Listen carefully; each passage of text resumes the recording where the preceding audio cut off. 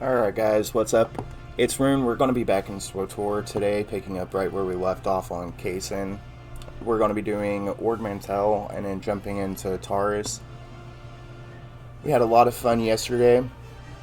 Knocked out Coruscant and got our ship. So we're just going to see how far we can get today as well. Hopefully we can do all of Taris. It shouldn't be too much of an issue. And like I did yesterday, if I can remember where the datacrons are on this planet, I'll show you those as well.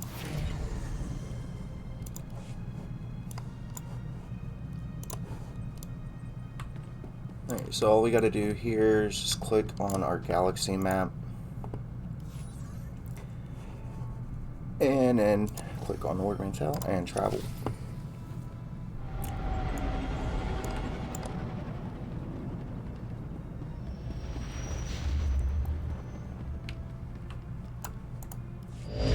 I've arrived at Ord Mantell. Perfect timing. I've just finished coordinating things with my man on the ground there. SIS Agent Ottow followed the enemy transmissions to a specific location planetside. He'll give you the full details. Your T7 unit can interface with Darth Angrel's hyperspace data transceiver and download his communications. Take the droid with you. Guess I'll be playing Djarik against myself while you have all the fun. I'm ready to go, General. Take a shuttle to the surface and meet Agent Ottow. Good hunting. SWTOR out.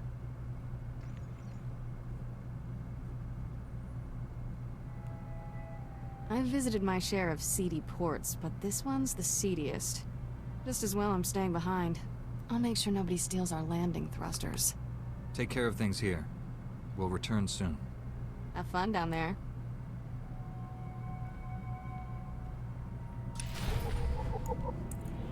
Alright, so this is one of those missions where it requires a specific companion to be with you. There are a handful of them throughout each chapter. You don't necessarily have to use them up until the point that it's needed, like with T7 here on Ord Mantell. We need him to actually break into one of the security consoles to get into the area we need to go. But we can use C8 up until that point if we want.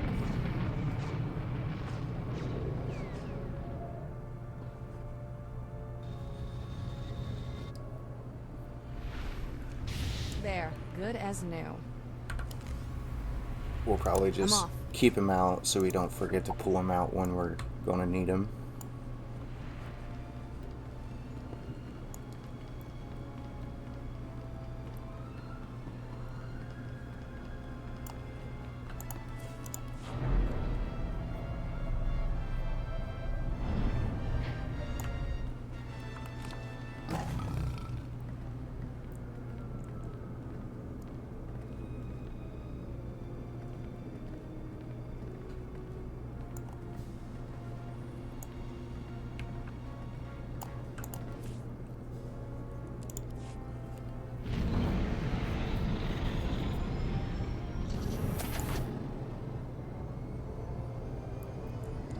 Ord Mantell is one of the starting planets. If you're a trooper or a smuggler, this is where you'll start. It's a pretty small planet though for a starting planet. I think it's roughly the same size as Hutta as well on the Imperial side.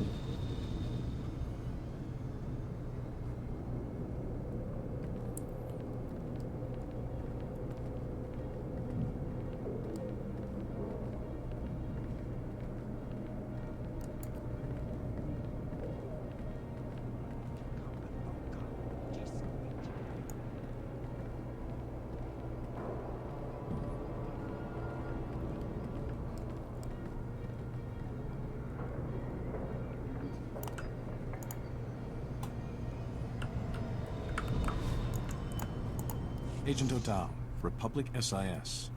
Welcome to Ord Mantell. Hope you enjoy war zones, Master Jedi. This planet's full of them. What have you learned about Darth Angrel's operation here?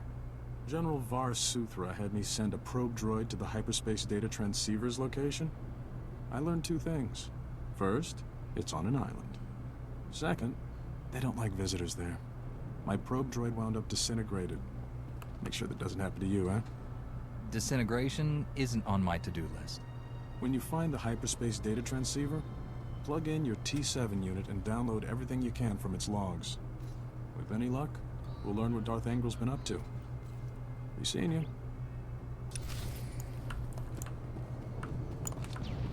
Right.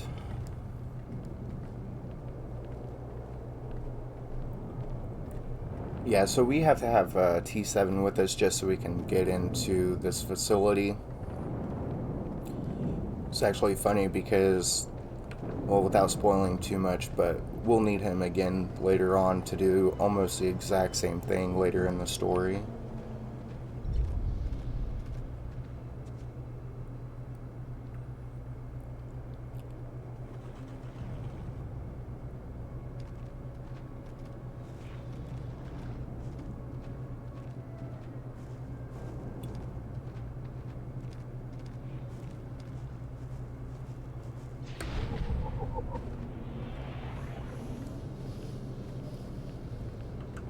And of course that would go the wrong way.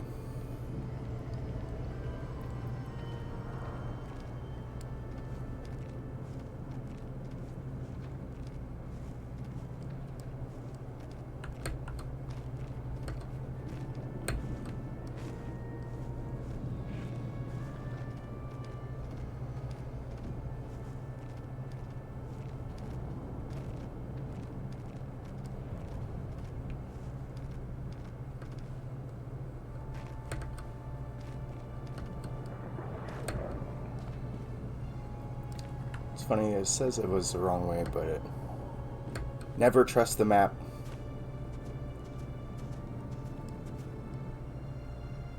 One of the datacrons is actually... if we open up our map, it's going to be over here, I believe, by this island. I think there's only one or two on Ord Mantell, and they're pretty easy to get to. A lot different than it was for us on Coruscant when we had that jump puzzle.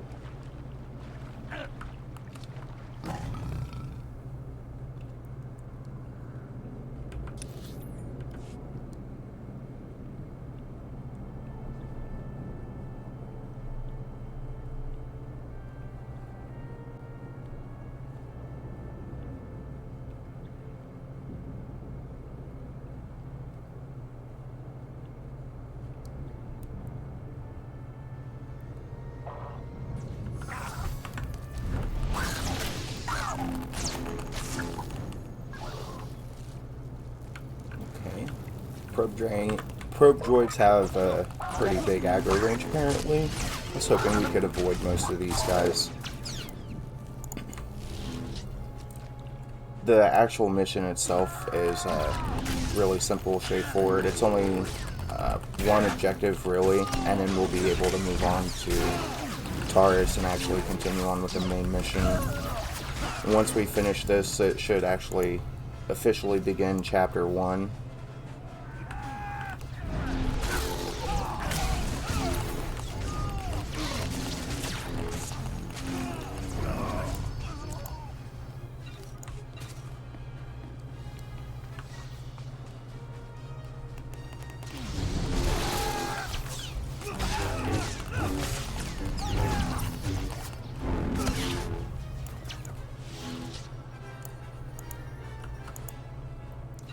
Looks like there's somebody else doing the exact same thing as well.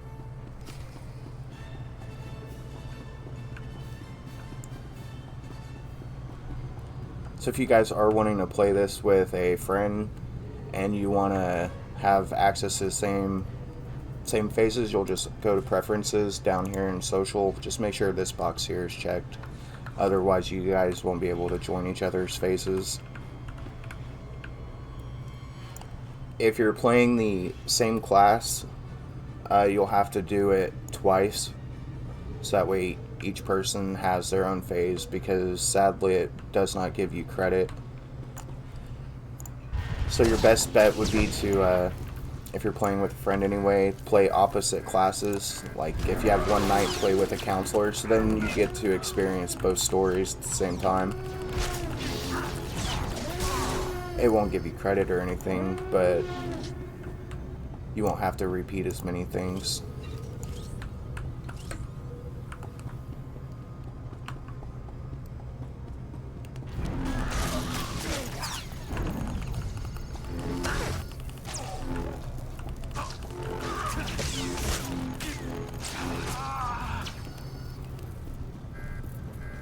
I'm really excited for us to get Saber Throw. We're melee class, so having that ranged ability is going to be nice to get into fights much quicker. And then we'll also get another ability called Blade Blitz, and it's basically a rush with your blade. Get us up close and personal a lot faster. And as well as that, we'll also get an additional charge to our Force Leap as well, so we can jump twice. Early on, you're not going to have a lot of things that you really need.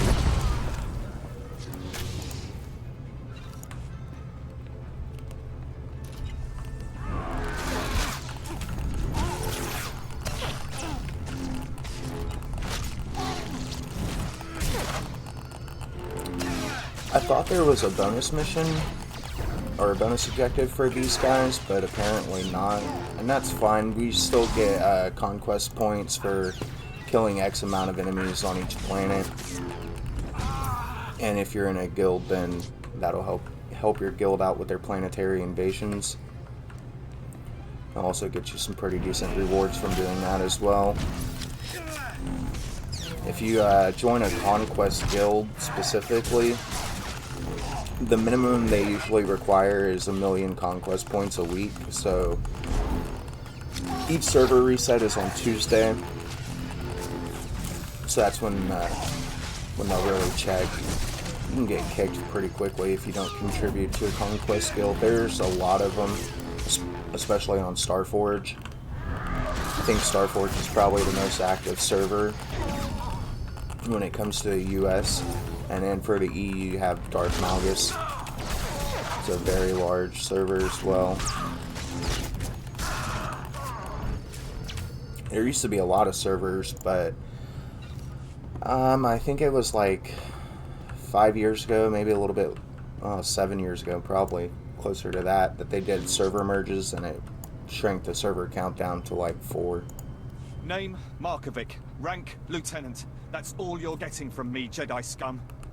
I'm not here for you anyway. Hey, what's that droid doing? Get away from there!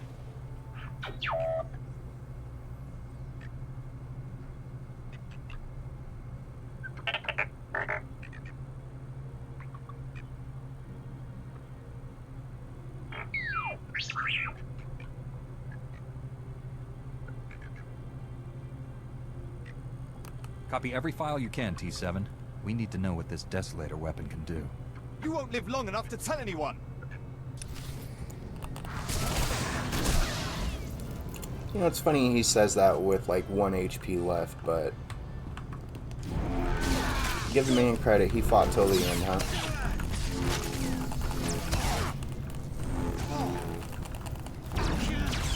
Unlike freaking Asara from Essel's, our first flashpoint, I mean, as soon as the Empire came aboard, she surrendered. I can't stand her, man.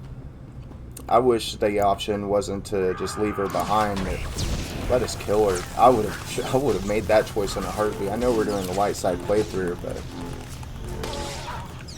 I can't stand her, man. She was wanting to sacrifice everybody. She surrendered immediately. Honestly, looking back, I should have just left her behind. She would have ended up dying anyways. Or not. I mean, I feel like she actually would have just spilled everything, all the information she knew, and as an ambassador, she would have access to a lot of the inner workings of the government. She would have been a pretty valuable flip for the Empire if they would have interrogated her. And she wouldn't have lasted long. She would have just caved immediately. Oh yeah, there's this and this.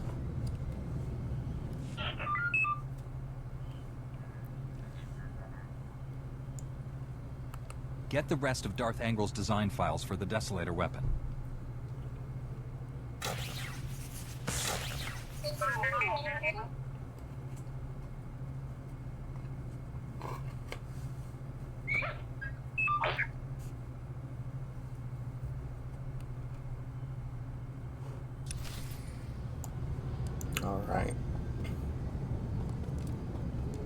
It was pretty simple and straightforward. I think we have maybe one more thing that we need to do. It's been so long since I've done this, I'm actually not 100%.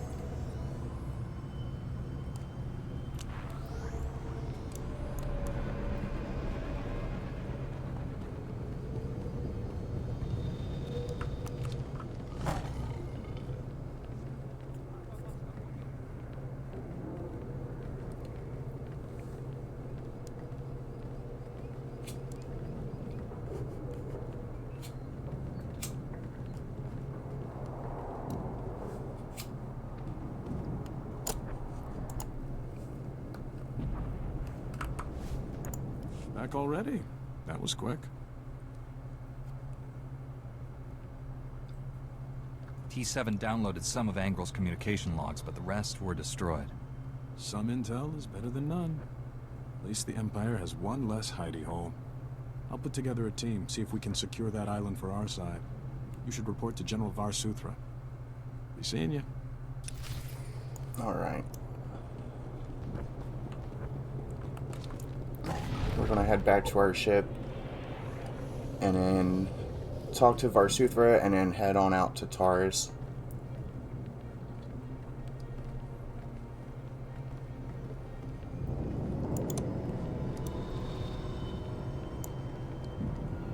Welcome in, welcome in.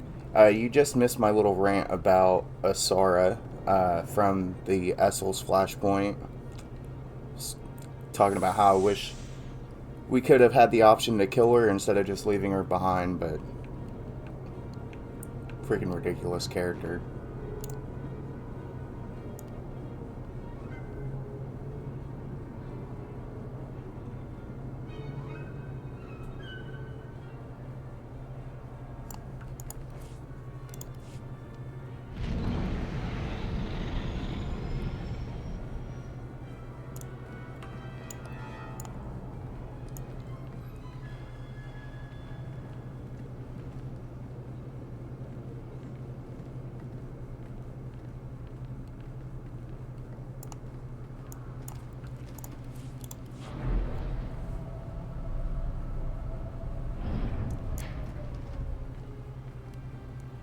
So your master was here all along. Well played, Padawan. Your lies convinced even Darth Angral. Who are you? What are you doing here? Imperial intelligence noticed this girl wandering the station and alerted my master. Darth Angral came from 20 parsecs away for a personal interrogation. Unfortunately, we were led to believe you weren't here. Told them you were on Corellia. Suckers. No matter. We have you now. Surrender. Unless you want your Padawan to die. He's lying. He can't kill me. Angral's orders. Release my Padawan. It's your only way out of this. I'll never understand what drives you Jedi to throw away your lives. You risk certain death to free this girl. Why? Some misguided sense of duty? Jedi accept responsibility for others. Sith only care about themselves. You're as dull as you are pointless. Let's get this over with. When I present Darth Angral with your head, he'll be most appreciative.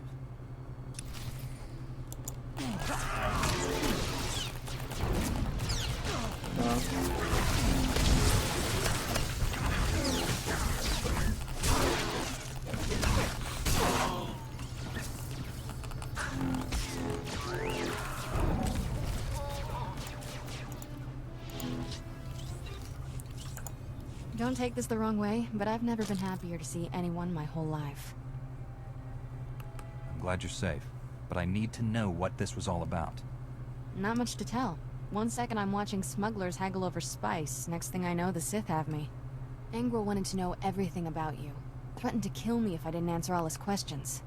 You obviously didn't tell him anything useful. What kind of Jedi do you think I am? Angral left with an Imperial Admiral to refit a battlecruiser. Sounds like they have some new weapon.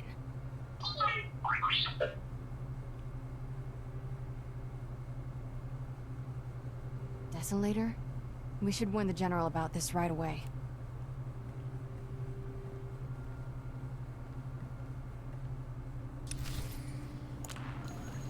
Okay. And I'm pretty sure we told Kira to stay on this ship. None of that would have happened if she would have just listened.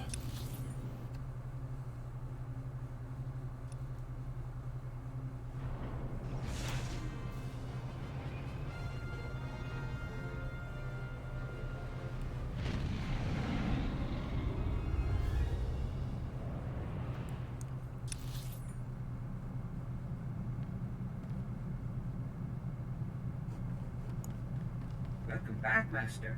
Your vessel is in flawless condition naturally. Oh, thank you, C2. Excellent job. Looks like Taris was combining all your weapon projects to create something codenamed Desolator. We believe Angril's arming his battlecruiser with it. It's no coincidence I've lost contact with Agent Galen. The enemy is raiding our weapon research facilities to build that device. Darth Angril already has the other weapons under his control. Agent Galen walked into a trap. Can't let Darth Angril complete this Desolator weapon, whatever it is. I need your help stopping him. Securing Nar Shaddaa is vital, but there's another target just as important on Taris. You have another super weapon on Taris you didn't tell us about? I'd rather not say more until you're there. How can I make an informed choice without information? Too many security breaches here. I won't risk the enemy finding out about this. When you reach Taris or Nar Shaddaa, contact me. And good luck.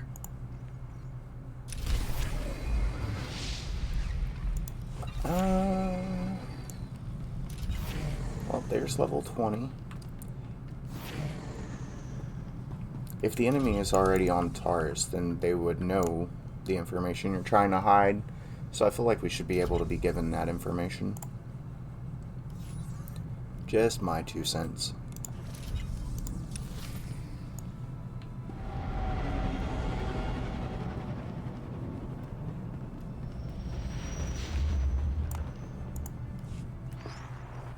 General, I'm on Taris. You seemed worried about this place after Ord Mantell. What's the big mystery you wouldn't reveal? I apologize for the secrecy, but this involves someone the Empire would love to get its hands on. Angral's son, Taris, was the lead scientist on our advanced warfare projects. But these technologies were all invented by Dr. Nassan Godera. Dr. Godera is a genius. Calculates targeting algorithms in his head for fun. Since I'm on Taris, I assume he must be too. Correct. But the situation is complicated.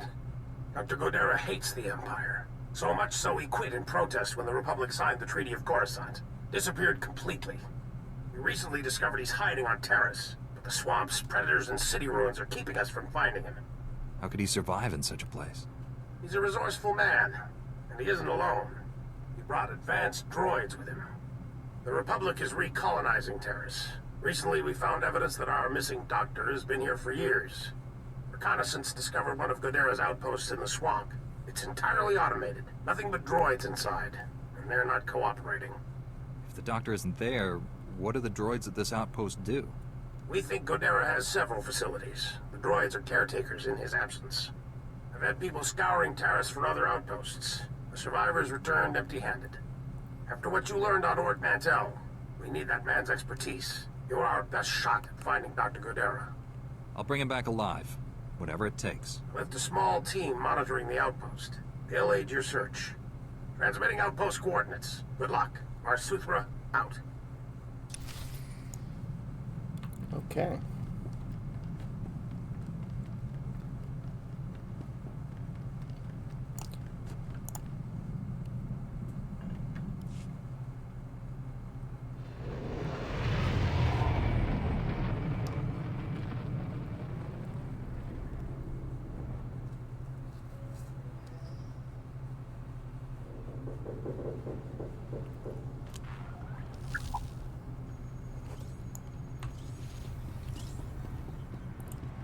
Taris was my favorite planet in KOTOR, and now we get to play on it again here, about 500 years after the Empire bombed it. So we actually get to see the consequences to that action in canon now.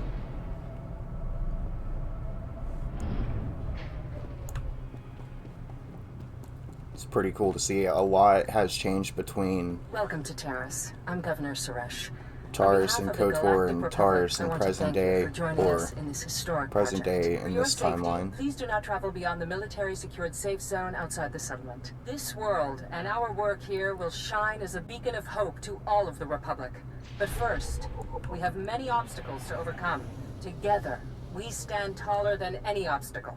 Let's get to work. Together. We're just going to come over here to the cantina real quick so we can get close enough to the quick travel point to unlock it, so we can come back here later if we need to.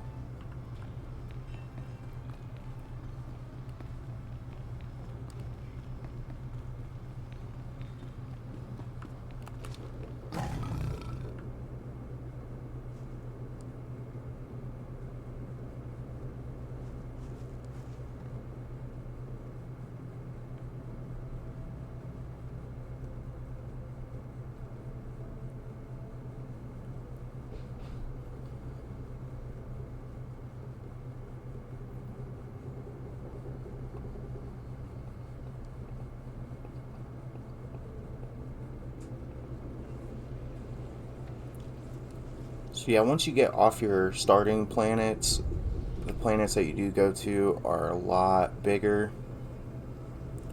So you're going to be running everywhere. That's why quick travel is essentially your best friend. There are perks you can unlock in your legacy page to reduce the cooldown for it.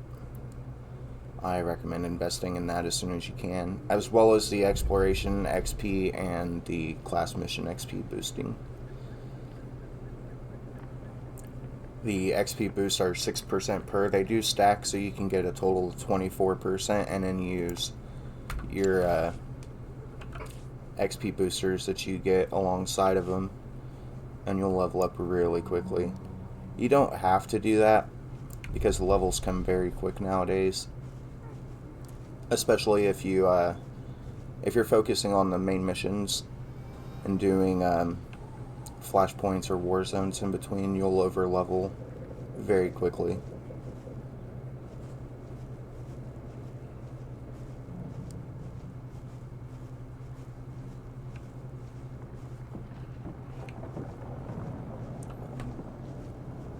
Yeah, it's on the other side of that wall, isn't it?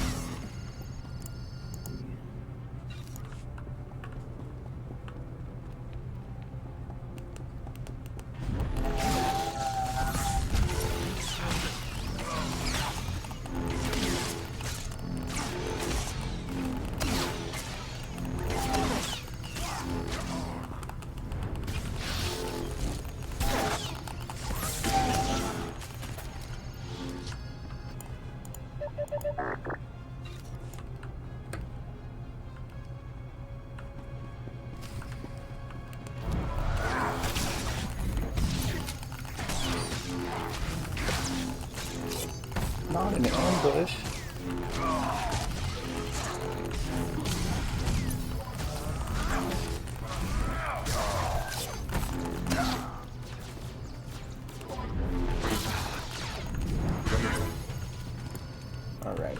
We're missing one person.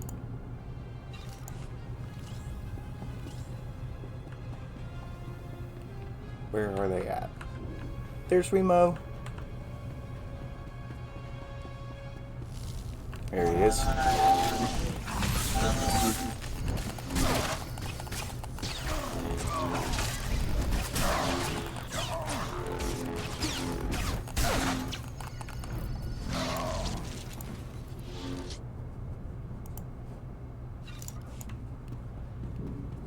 Okay.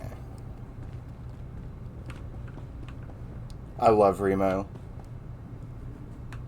He's got the coolest personality of any droid in the game, second to T7 there.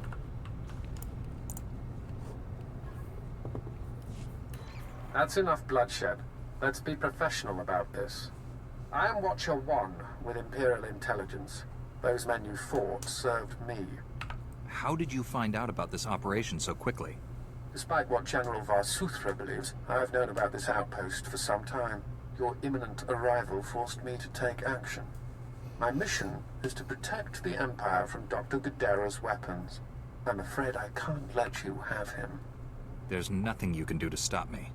Imperial Intelligence prides itself on accurate threat assessment. I've known you were coming, analyzed your strengths and weaknesses in preparation. You defeated the fallen Jedi Bengal Moore to become a knight. You're an exemplar of your order.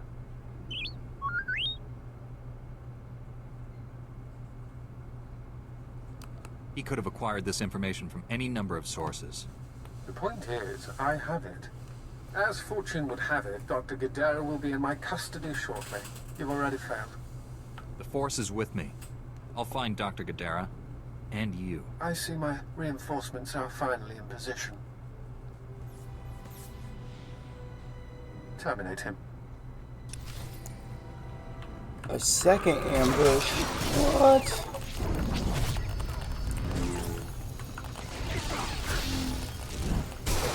It is kind of curious how he has access to that information. Almost like somebody on the inside is feeding it to him.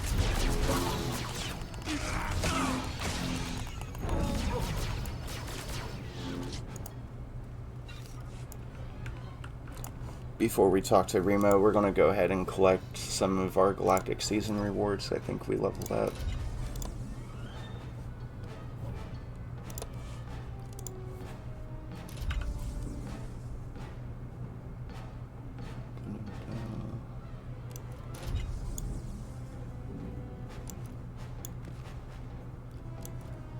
We'll open up this cartel pack a little bit later once I can do some more inventory management. Once we hit level 22, I'll have a bunch more slots because I'll actually be able to equip those mods and enhancements in my gear. This is Remo. I love him. It'd be cool if he was actually one of our companions because his personality is actually very entertaining. Blasted imps. Death is too good for them. Thank you for liberating this facility. Good riddance to imp scum. Are you one of Dr. Gadera's droids? What happened here? My designation is REM0. Dr. Gadera assigned me to this facility. Primary function? Enemy surveillance. The facility was compromised when Republic cowards arrived on Taris, and again by these imp scum. Your maker is in danger. Can you tell me where he is? My programming forbids cooperation with non-Gadera life forms, except under extreme circumstances. That criteria is now met. Watcher 1 reprogrammed this facility's tracking relays. He traced Dr. Gadera's encrypted bioscan to its present location. If it worked for Watcher 1, it'll work for us. The imp scum destroyed the central computer, hoping to prevent this. I must repair it while you reset the outdoor tracking relays. I will provide you with the tracking relay's coordinates, but be advised, the outdoors are dangerous. You fix the computer, and I'll reset the tracking relays. Jedi were never included in Dr. Gadera's Republic coward designation. Now I comprehend why. Commencing computer repairs. Contact me when all tracking relays are reset. Then we can triangulate Dr. Gadera's location. If you encounter any imp scum, please annihilate them. How you handle Republic cowards is your discretion. Good luck, Jedi.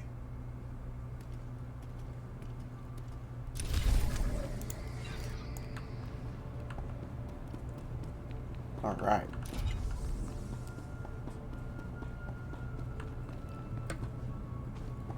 Yeah, he does say the outside's dangerous because after the Empire bombarded Taris, all the rat ghouls that were contained to the lower levels are now on the surface.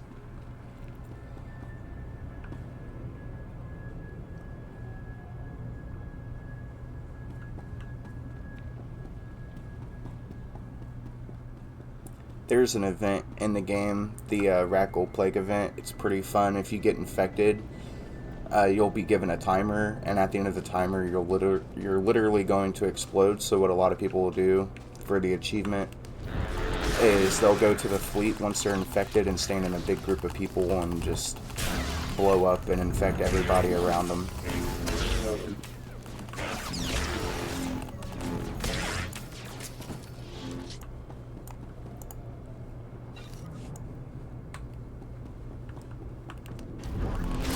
Kind of annoying when it happens to you, but it's funny when you do it to other people.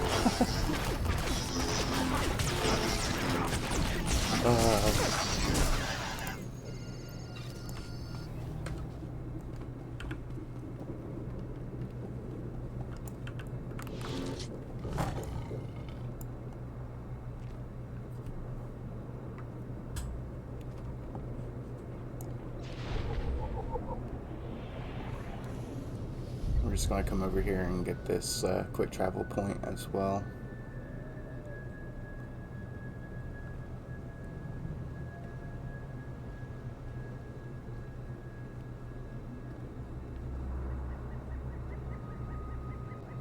You used to have to interact with each one of these right here, these terminals. But now you just need to get close enough to them and they'll unlock automatically for you.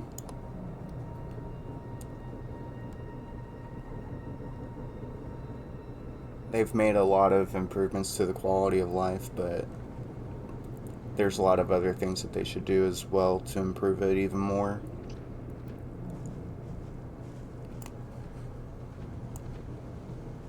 Some of the things they've changed, though, it takes away from the role-playing side of it. You used to have to go to your trainer to learn new abilities, and I thought that fit the RPG aspect of the game. But they removed that, now you just automatically learn them.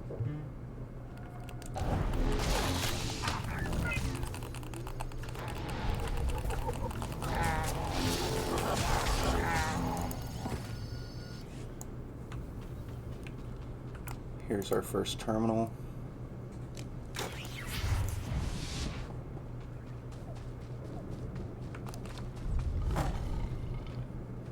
Let's see.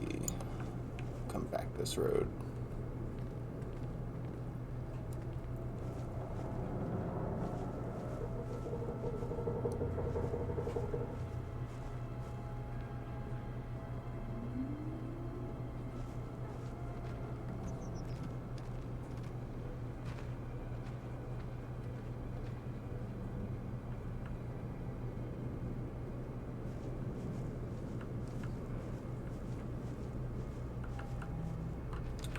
Was it back here by him? I think it's, yeah, it's right here.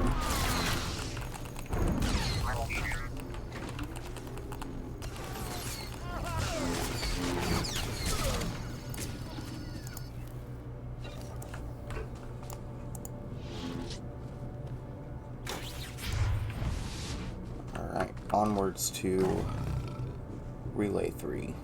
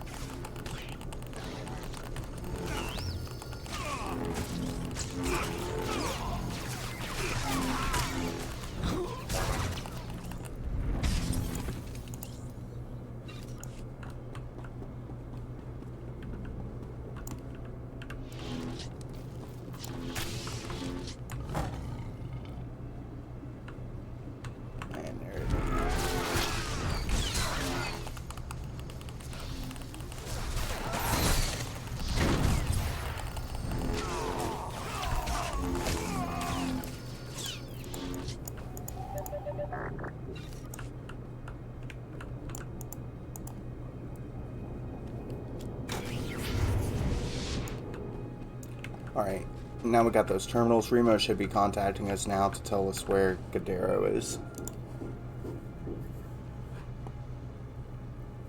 I finished resetting all the tracking relays. Is that central computer online? Affirmative. Triangulating Dr. Gadara's coordinates now. This facility has outlived its usefulness, and my programming provides no secondary mission. I am uncertain how to proceed. Serving Republic cowards is unacceptable, but I am not armed to combat imp scum. Recommendation?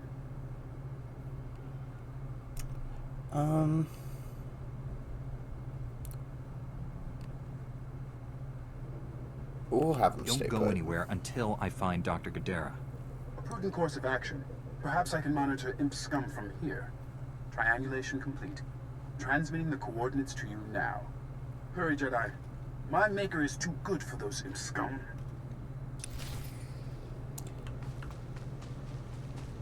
It has been a while since I've done this. I think if you tell Remo to join you, he just reiterates the fact that he's not equipped to fight. Which is a shame. I really, really wish he was a companion. Just from his voice line so far, like, come on, let us have him.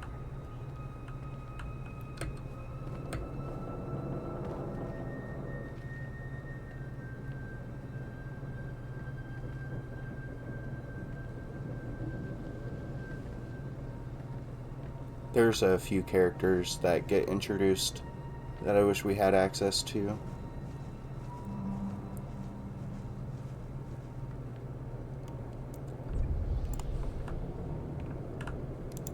We're not gonna worry about that right now. Focus on the missions here on Taris.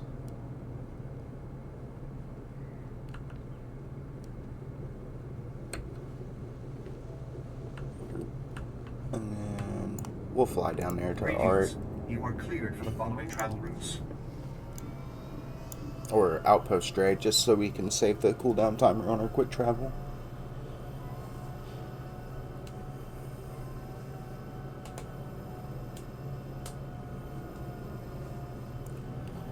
But yeah, if you remember Taris from KOTOR, it was beautiful, high tech, high class, and then now it's all in ruins.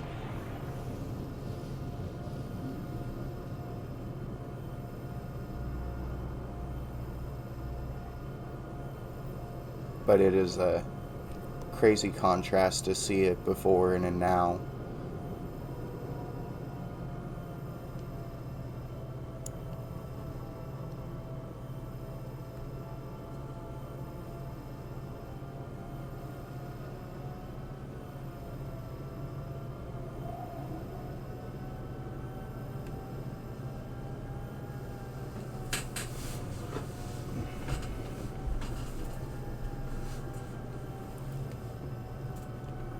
A lot of exploration in this game, and the planets only get bigger.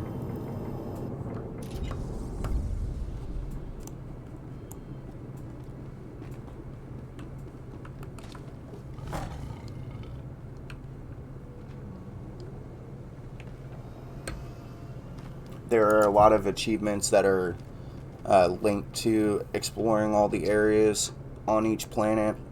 And some achievements will reward you with cartel coins, which is the premium currency. So, and they also will level up your legacy level as well. So I recommend completing as many achievements as you possibly can. We're in a heroic area right now, so the enemies here are generally going to be stronger. It's not too bad now, but used to be if you were in a heroic area, you would need a group. It's not so much the case anymore.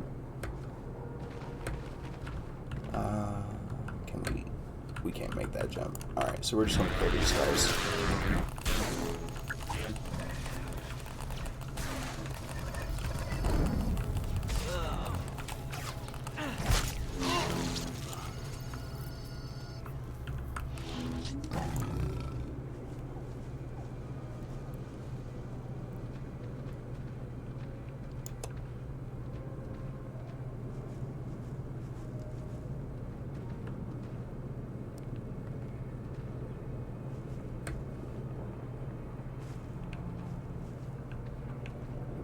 I like these Nexu as well.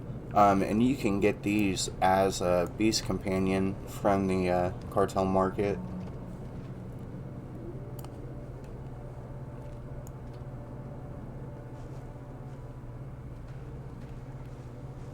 I believe there's also like a corrupted Nexu mount.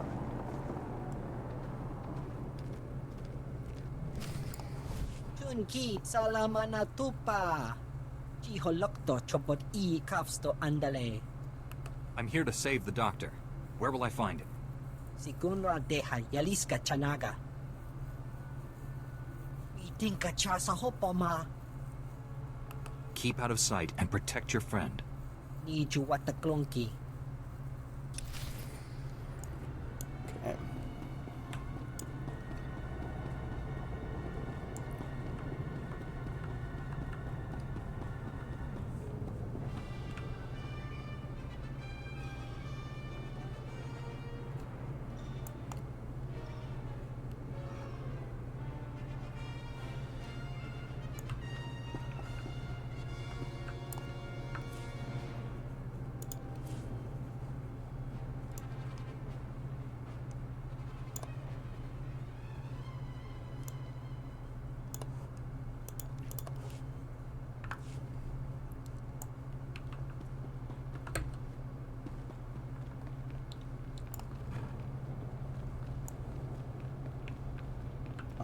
And there should be a bonus objective for killing these guys. So we're going to take all of them out.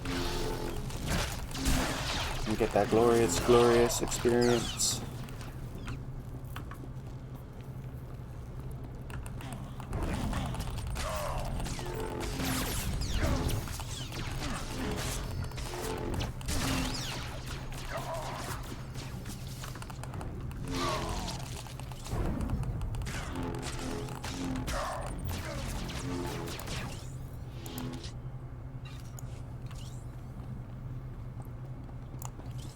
Grab all of our loot. It's mostly going to be credits and trash loot, but that's what we need early on.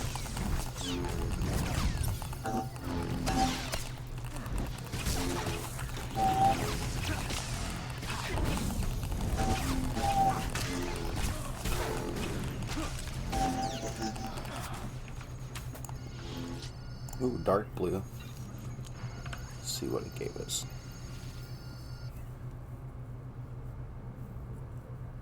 So as a Guardian, we are able to equip heavy armor, but like I said, once we hit level 22, we'll be able to equip these mods into our adaptive gear.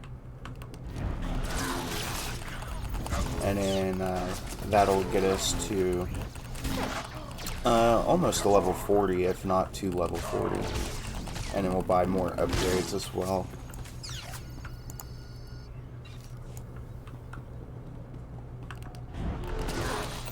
Everything else we're just gonna sell.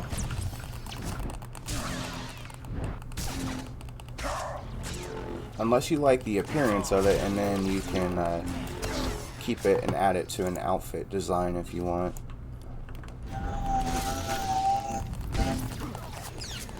For the most part, your dropped items, they don't look the greatest, but some of them do have a pretty good appearance. They're just few and far between. Most of your good-looking gear is going to come from the cash shop, sadly.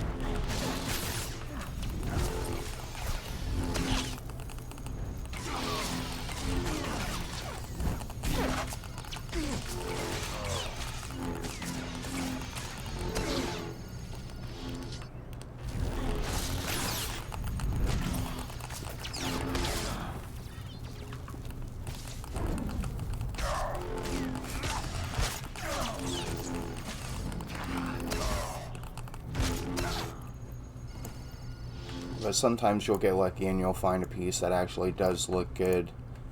I'm actually going to keep an eye out for a set of bracers that I want, where the model's essentially a bracelet, so it's almost completely hidden.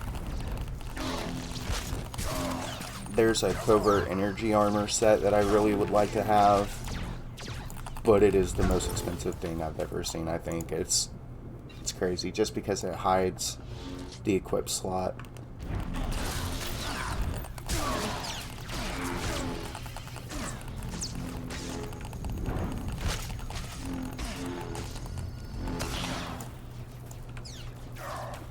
I do have the bracers for it. Not the bracers, sorry, the gloves. And that's usually what I'll wear.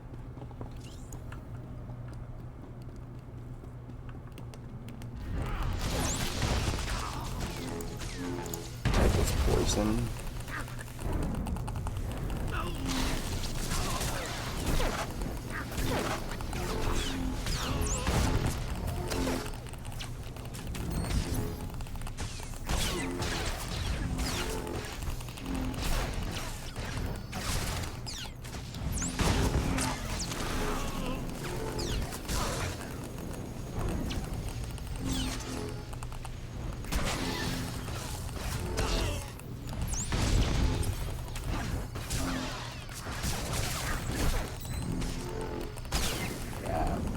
With our companion set to heal, we really don't have to worry about too much.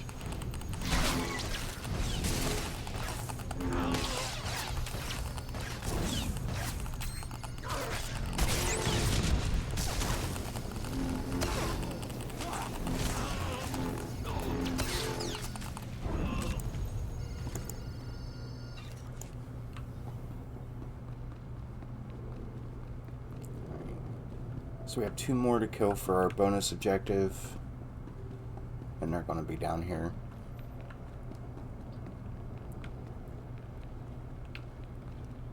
Don't want to get too close. Did I miss them somewhere?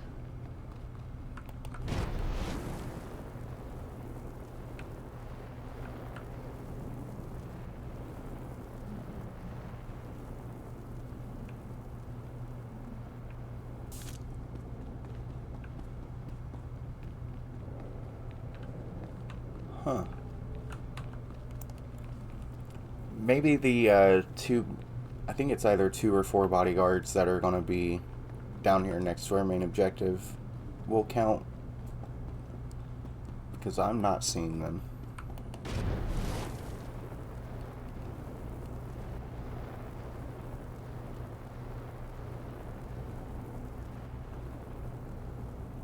Stand down, Jedi. I'm afraid we both lose this contest. Dr. Gudera killed himself rather than be captured. It's a tragic loss. You backed him into a corner. What did you expect? I assured him he wouldn't be harmed, but his hatred of the Empire was beyond reason. We are prepared to leave Taris without further violence. Full cessation of hostilities. Do you accept? You've committed crimes against the Republic. I'm taking you in. You know I can't allow that. Be reasonable. Unlike the men at the outpost, we're trained to fight, Jedi. Don't underestimate us. Wait, Jedi. These filthy imps are lying to you. My Maker is not dead. I conducted a second triangulation on my Maker's bioscan, just to be sure. Thought we destroyed that irritating machine.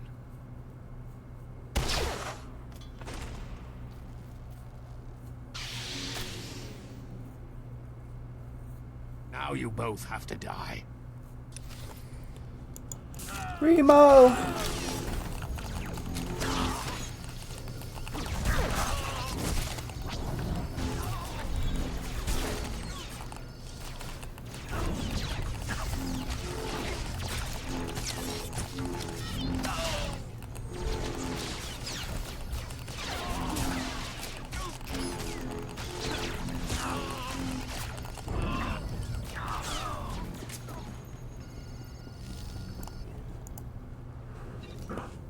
Okay, before I talk to Remo, I do want to complete this bonus objective, but I didn't see anybody that I had missed.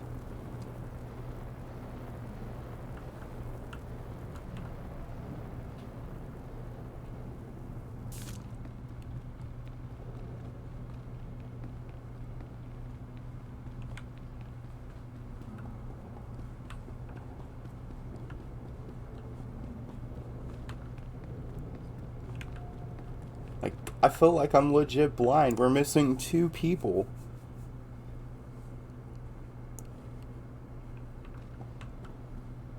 I don't think they're up top, but...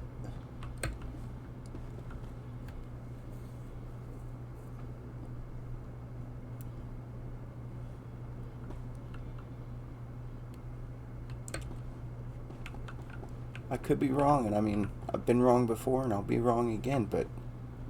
That's like 5,000 experience points for that bonus objective.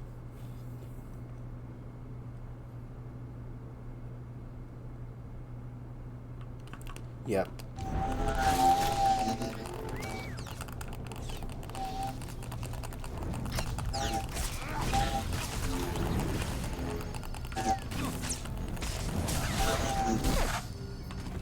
Yeah, it was these guys.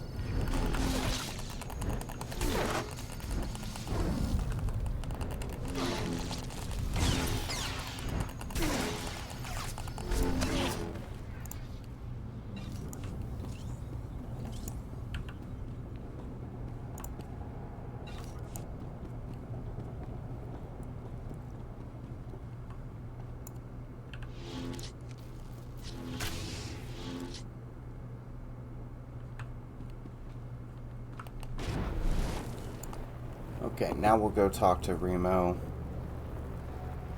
They did that man so dirty. Or I guess that droid so dirty. Poor Remo.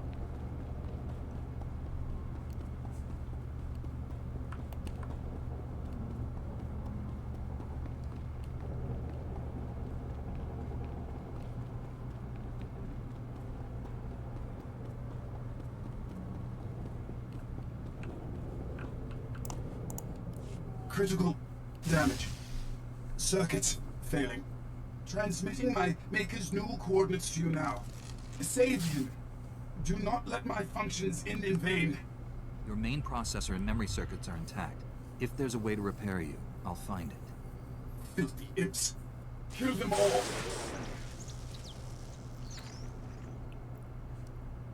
Oh, wamawanka mituske owana tablota wijawa. Not my finest performance, but serviceable. Do not fear. Dr. Gadara is unharmed. I painlessly rendered him unconscious and gently carried him to safety. That trick only works once. Next time, I'll be ready. There doesn't need to be a next time. We could continue this chase forever, but what a waste of resources. I suggest a compromise. Give me time to administer truth serum to Dr. Gadara. Once he reveals his secrets, he's yours. We'll both have what we want. You've already deceived me twice.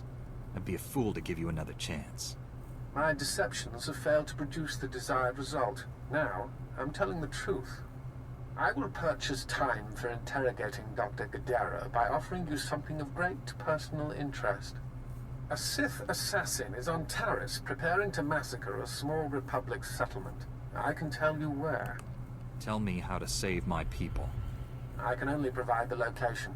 How you stop your enemy is up to you. The Republic colonists have a temporary shelter near some ruins, sending the coordinates now. The Sith assassin is noted for being a master of beasts. She likely won't be alone. I advise caution. Good luck, Jedi.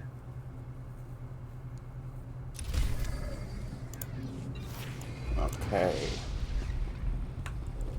One more level to go and we'll actually be able to upgrade our gear. We'll double check on the map where we need to go. We might be able to quick travel. Yeah, we can quick travel to Dre again. Save us some time.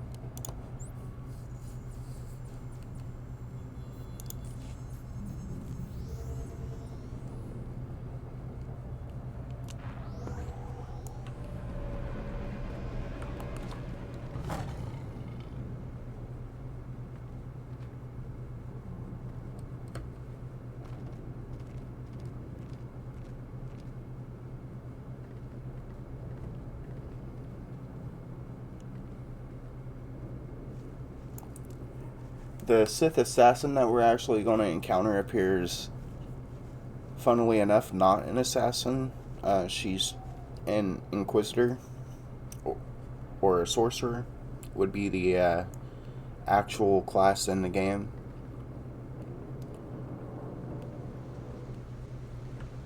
But the 2 beasts that she has with her are really cool. I wish that was something that we had an ability to do. Like if there was actually a Beastmaster spec, like in Star Wars Galaxies, that would be cool.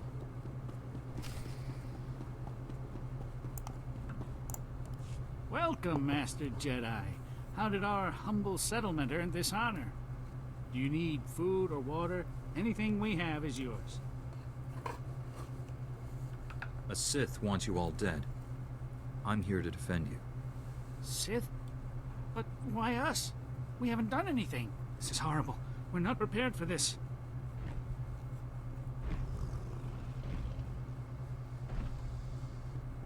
Then you should not have come back to a world that is not yours. Taris belongs to the Sith Empire, now and forever. Even my beasts understand that. I can sense fear in your animals. They're only afraid of me. You just make them hungry. Before you die, satisfy my curiosity. My mission was secret. How did you know about it? You can't trust your own people. That's why the Empire will fall. I'll inform Darth Angral of the security breach. But first things first. My pets are ready to play. Are you?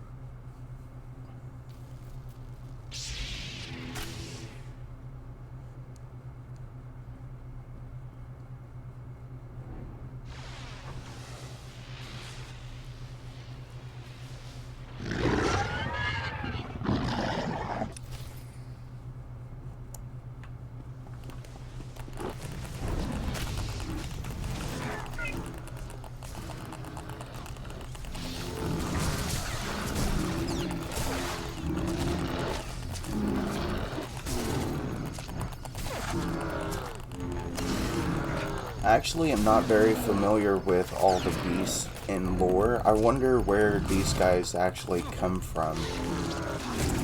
The Jagoran.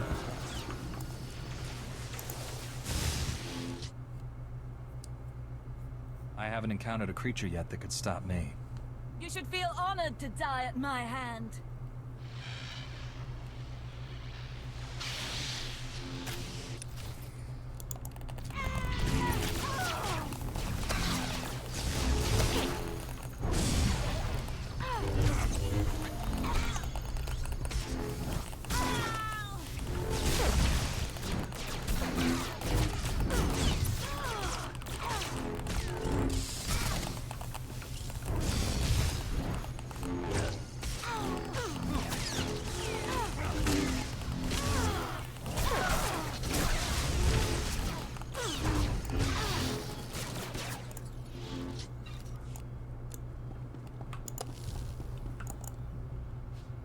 When it comes to like your caster class, I think Sorks have the better animations over Sages. Their abilities are all mirrored, but the main difference is just the animations, whether or not you want to throw pebbles or shoot lightning. That Sith and her beast. If you hadn't been here, they'd have torn us to pieces. Our settlement is new. We have fresh supplies. Please, take some. Your safety is all the reward I need. My parents told me stories of the Jedi when I was a boy. Now I know they're true.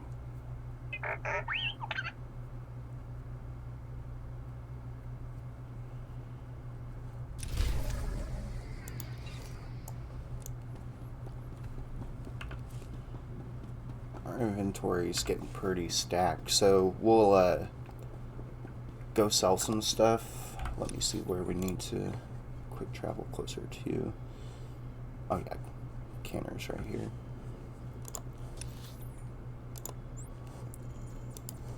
There will be med droids for the most part at each one of these outposts, and there are vendors so we can sell to them. It doesn't matter too much if you go to like a gear vendor or a med droid or whatever, as long as they have a shop that you can interact with, You can sell anything, any item to any vendor. At least, yeah, there he is.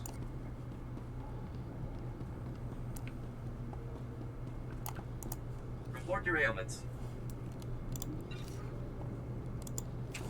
Make sure we repair as much as we possibly can.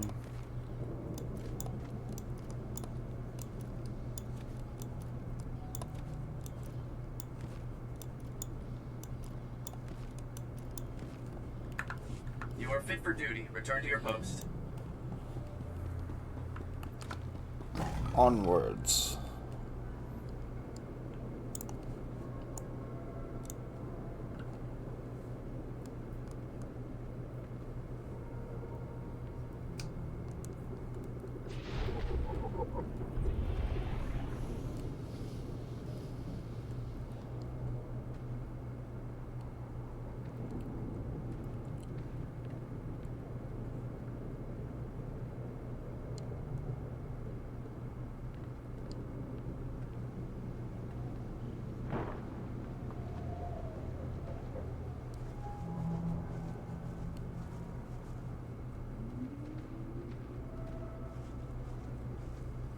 There's another med droid here, so if you end up dying inside this phase, this is where it's going to respawn you.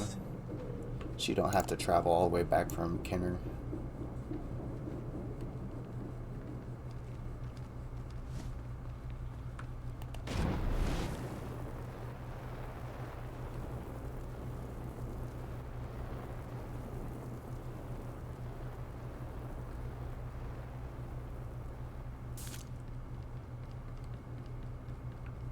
And we did hit level 20, so we should be able to, under character perks, upgrade... Oh. Nope, not yet. 25. Our speeder piloting, just so we can travel a little bit faster.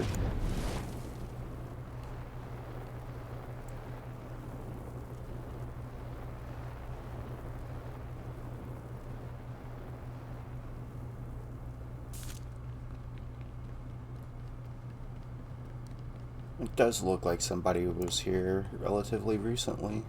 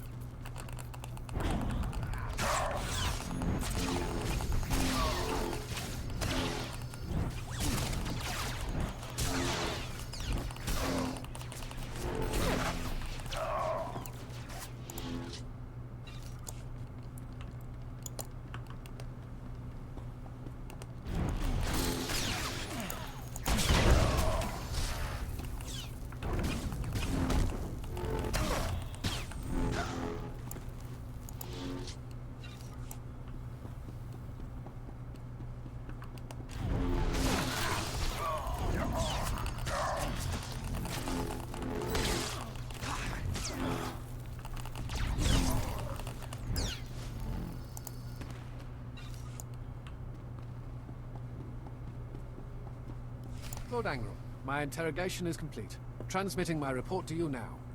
Your efficiency will be noted. Take Dr. Godera to Droman Kaas. I have plans for him. You never mentioned you were working for Angral. What is this? Explain yourself, Watcher. To ensure mission success, I compromised with the Jedi. He's here for the Doctor. You compromised? With the Jedi vermin who killed my son? Perhaps I should be grateful. You spared me the effort of hunting you down. Stop throwing your lackeys at me. If you want to end this, do it in person. Watcher, bring me this filth alive. I will kill him myself. Respectfully, my lord.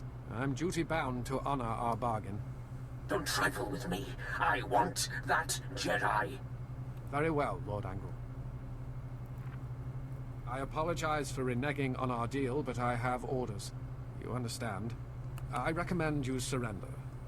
Give me Dr. Gadara. Walk away while you still can. We seem to be at an impasse. This is not the ending I would have chosen.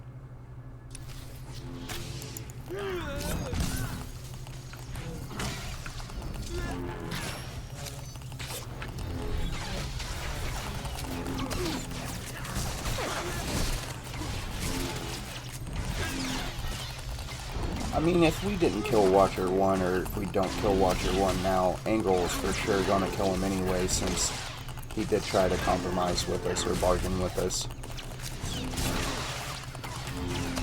I've not known many Sith to be very forgiving. Again, Darth Angrel underestimates you. 20 years. I've avoided becoming a casualty of Sith madness. But an order is an order. Obligations are what shape our lives. We're not so different. For some reason, that's a comfort. Regardless, you are the victor here. How do you wish to proceed? I'll hand you over to the Republic military. You'll be a prisoner of war. My loyalties forbid that, but you've been a worthy adversary. I won't ask you to tarnish yourself by killing me.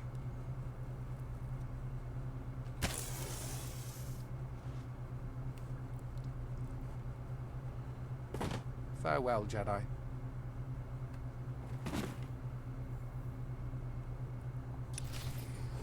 Whew. He said nope. Dr. Gadara, are you all right? I'm a Jedi Knight sent by General Var Suthra to rescue you. Var Suthra? That old man never gives up, does he? The Imperials gave me a Class 4 truth serum. Don't remember the interrogation, but I fear they learned too much. I suppose you plan to take me back to Coruscant? I left for good reason, you know. I'd like to hear it. The Republic doomed itself when we signed that blasted treaty. The Sith Empire only sought a strategic pause in the fighting. Time to gather strength for a final crushing blow. The Senate ignored my projections. I refused to serve such monumental ignorance. The Republic needed time to regain strength too. So did the Jedi. And are we ready to finish this war? Or will we sit back while the Empire devours the galaxy? If it hasn't started already, all-out war is imminent. I'm ready to face what's coming. Perhaps it is time I returned. Finish the war, and wipe out the Empire for good.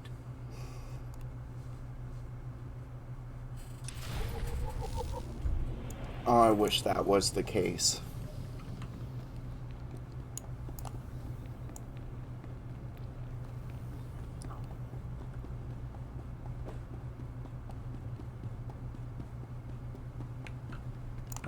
We're just gonna quick travel back to Auric, or Alar Spaceport.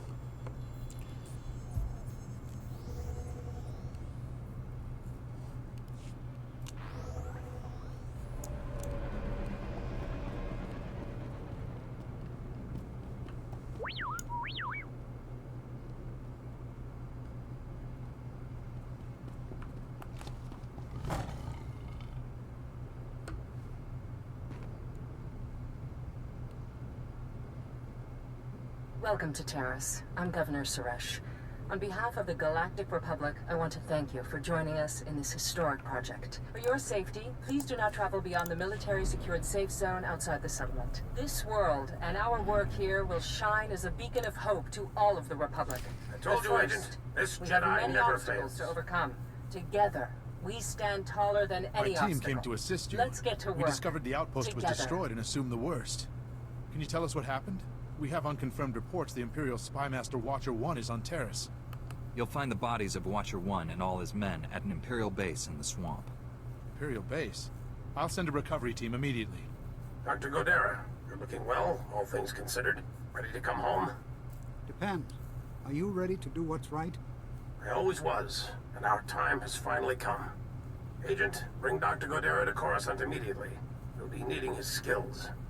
Contact me from your ship. Our Suthra out. Then this is goodbye. You saved my life. I owe you. I'd never have found you without your droid. The Imperials destroyed it, but I salvaged the memory core. Ah, Remo. One of my favorites. Thank you for salvaging his parts. Yes, I look forward to putting him back together. That droid's a hero. He deserves a second chance. Working on Remo will make the long flight to Coruscant more bearable. Goodbye for now. I'm sure we'll see each other again.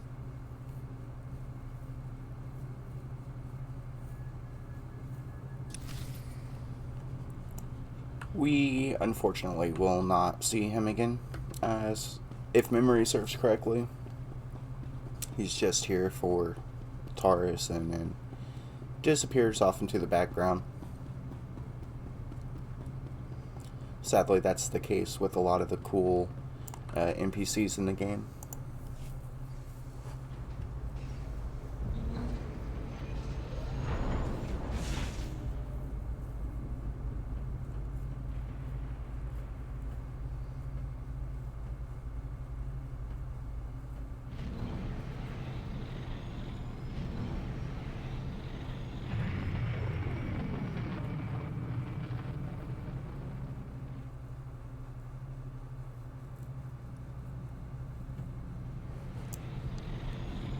Master, I have reprogrammed your vessel's food processor to reduce the crew's caloric intake. Some of them were growing a bit thick. Well, seeing how there's only 3 of us on this ship, you're calling me Fat C2. Much appreciated. General, Dr. Godera is on his way to you. I can only imagine what the Empire would have done with him if you hadn't been there. I'm also told you saved a Republic settlement from a Sith assassin. Those colonists were lucky you showed up. How did you wind up there anyway? The Imperial spy master warned me what the Sith was planning. Vision in the enemy ranks? Interesting. Let's hope there's more to come. The work here may be done, but this isn't over.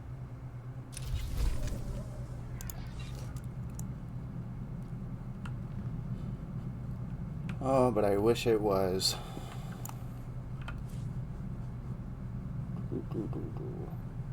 Some more junk items, really.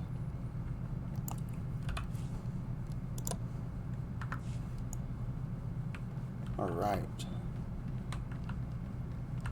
Well, we made it through Taris much quicker than I was anticipating.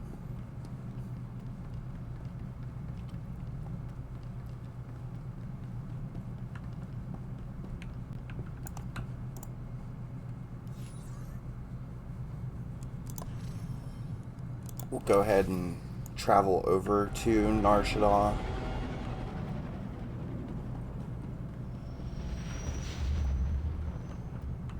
We are so close to level 22. General, I've arrived on Nar Shaddaa. Still no word from Agent Galen? Negative. After Taris and Ord Mantell, I fear the worst. I'll warn you now. Project there is... I should have ended it years ago. Conversations like this never end well. After the Empire's victory on Coruscant during the war, people were terrified. We looked weak, helpless. The Senate authorized research into science we had no business exploring, using technology to turn ordinary men into living weapons.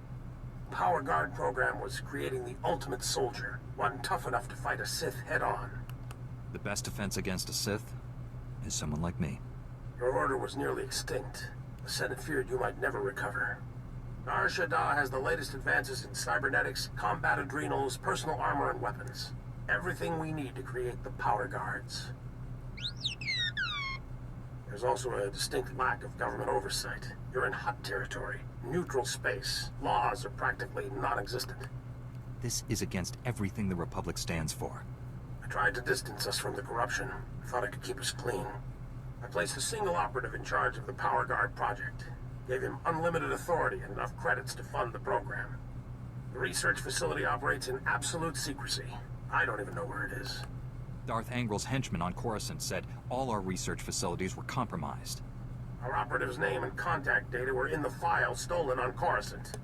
Our operative has disappeared, and Agent Galen vanished trying to find him. I can only assume they're dead or captured. If they're alive, I'll save them. But what about the weapons project? Our research can die for all I care. I need you to coordinate with the Strategic Information Service branch on Nar Shaddaa. The Bureau Chief's name is Raiken. SIS headquarters is hidden on the promenade. You'll visit a merchant shop and use a secret turbo lift in the back to meet with Raiken. Promenade, shop, secret turbo lift. Got it. I feel like a spy already. Transmitting the location coordinates and turbolift security code to you. Good luck. SWTOR out. Okay, now that should have given us the XP we need for 22. So now we can actually go ahead and modify this gear.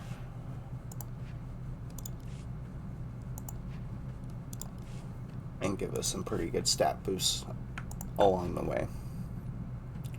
So we need armoring and mod. And different pieces of gear will require different things. Some have 2, some have 3 slots, and each piece will have a die slot as well, so you can have a rainbow colored character basically if you want it as well.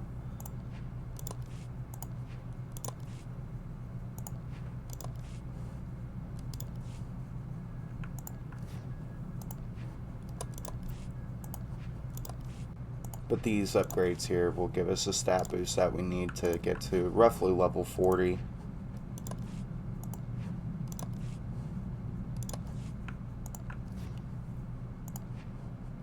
And I'm missing a mod. So we can go to the fleet real quick and get that. And as well as while we're there, sell off the remaining gear here that we're not going to use. I missed it by 1. That's so heartbreaking. So all you gotta do is just hit your map. You can go up here to Galaxy Map if you wanted and click Republic Fleet and travel there.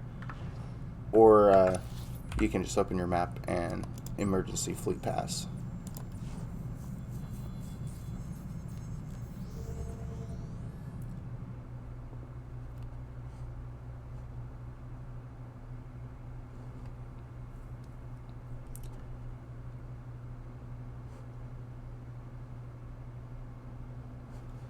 Alright, so now that we're here, we can just come over to our modification vendors, buy that mod that we're missing for the gear piece.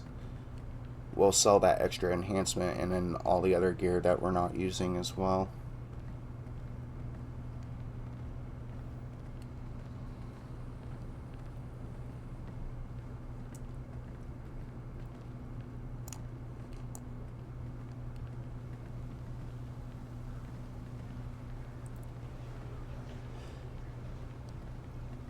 I do enjoy the story in SWTOR.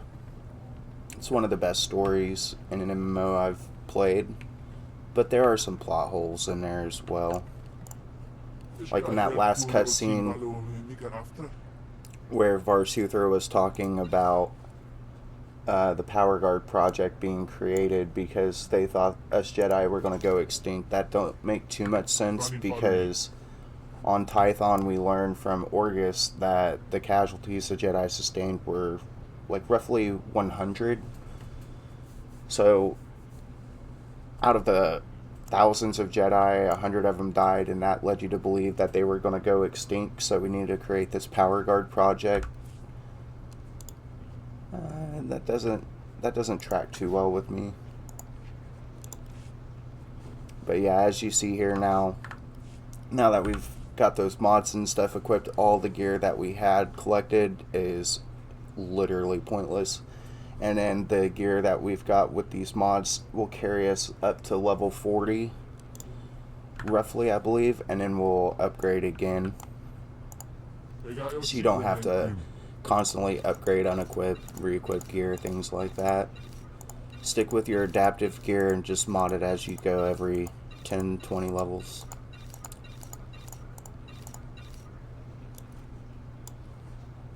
As well as while we're here, I'm going to go ahead and open up that cartel pack as well and just see if we got anything good out of it.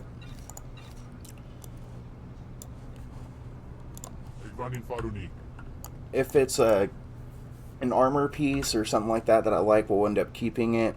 or a decoration, but if it's something that we're not into, I'll wait the cooldown. It's 24 hours, I believe, maybe 3 days, and then we'll post it on the GTN and sell it for some credits.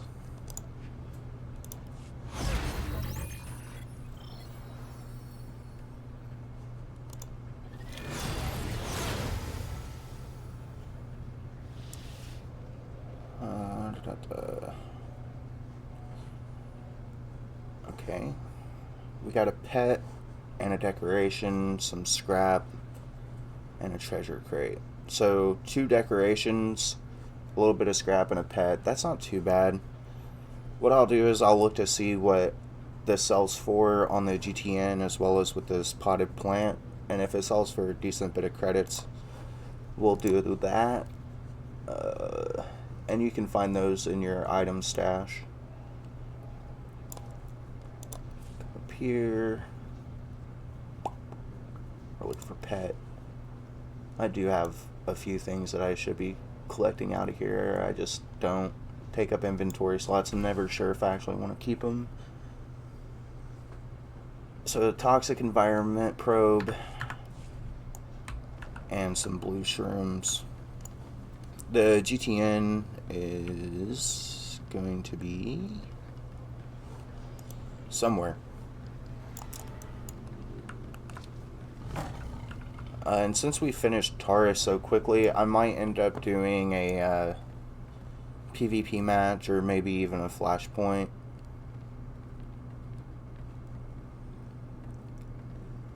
Depends on what you guys want to do.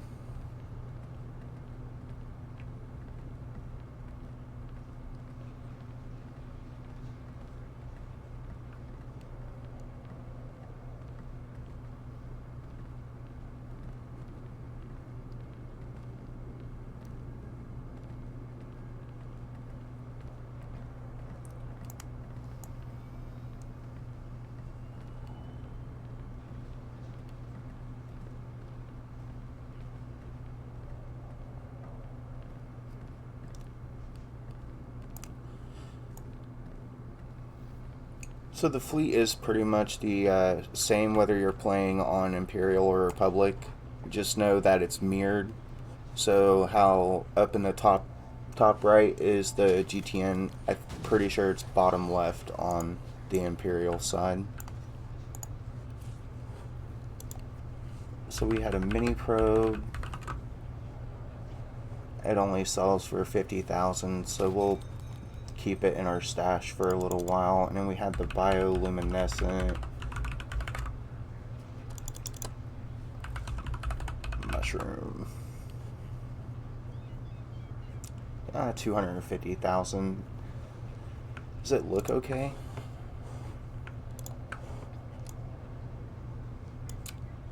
We'll probably end up keeping that and putting it in one of our strongholds.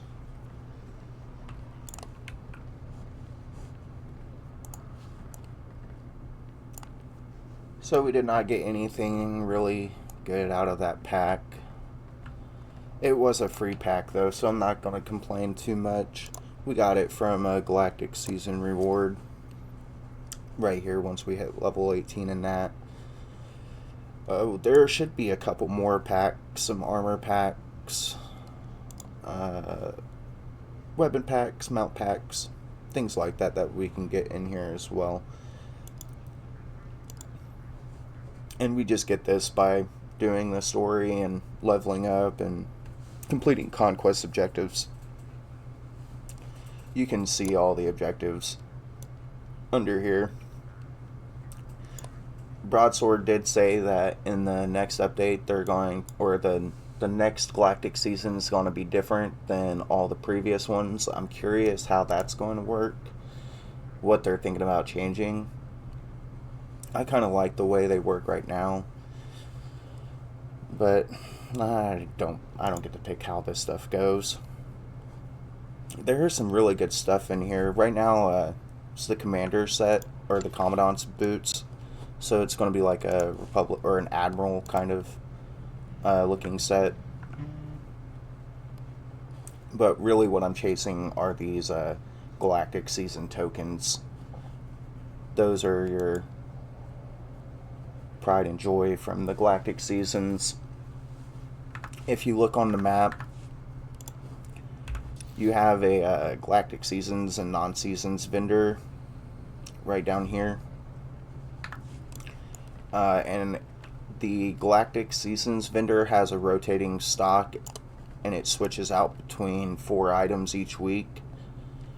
There was a companion that you could get for Dark versus Light, and since they removed Dark versus Light, that companion was retired, but they reintroduced her in the Galactic Seasons. She cost 6 Galactic Season tokens to unlock. This week she wasn't on the vendor, so I'm hoping Tuesday... Oh, I thought that was actually the companion I was talking about. Her name's Master Reynos. She's a sentinel, essentially. She uses 2 lightsabers, and she's a chiss. But here is where you'll find the season rewards. She would be listed in here.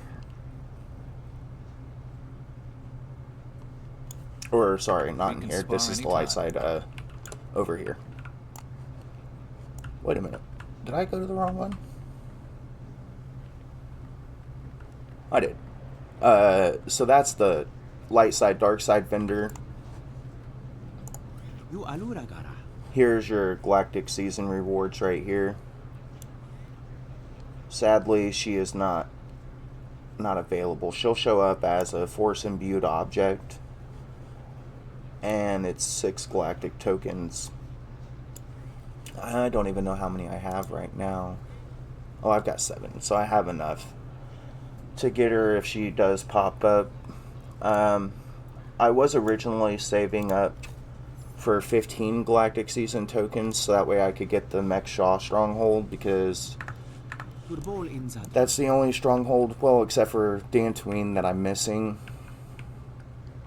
I have all the other ones. When there was Dark versus Light, you could get light side and dark side tokens, and you would spend them here.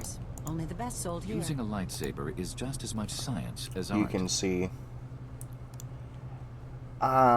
Since they've removed it, I haven't really noticed that I've missed it very much. We can spar anytime. But it was a good way to get some cool cosmetic items and pets, and your customizations for Arkin, since you can't play Space Barbie with him for some unknown reason. You're just not able to do it.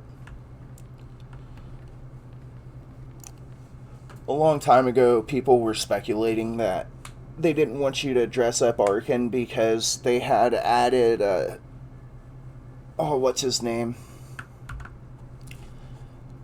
His brother to Thexan. There we go. They added Thexan's robes, and they didn't want you to take off Arkin's robes and equip them and avoid buying Thexan's robes from the cash shop. But like Kira, her gear is restricted to her, and it'll say requires Kira Carson, and you're not able to equip it. So I would imagine that Arkin's armor could do the same thing. But hey, they just don't want us to play dress up with male Force using companions. That's exactly what it is. I missed this lore object earlier.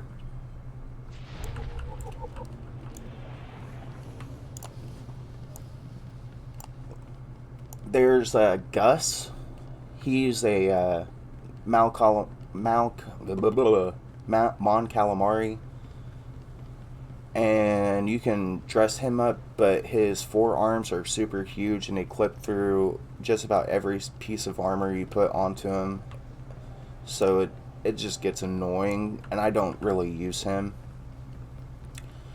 Mainly the companion I use is C8S3C on pub side, and then on imp side I use Dread DR3D, and you can see him under my companions.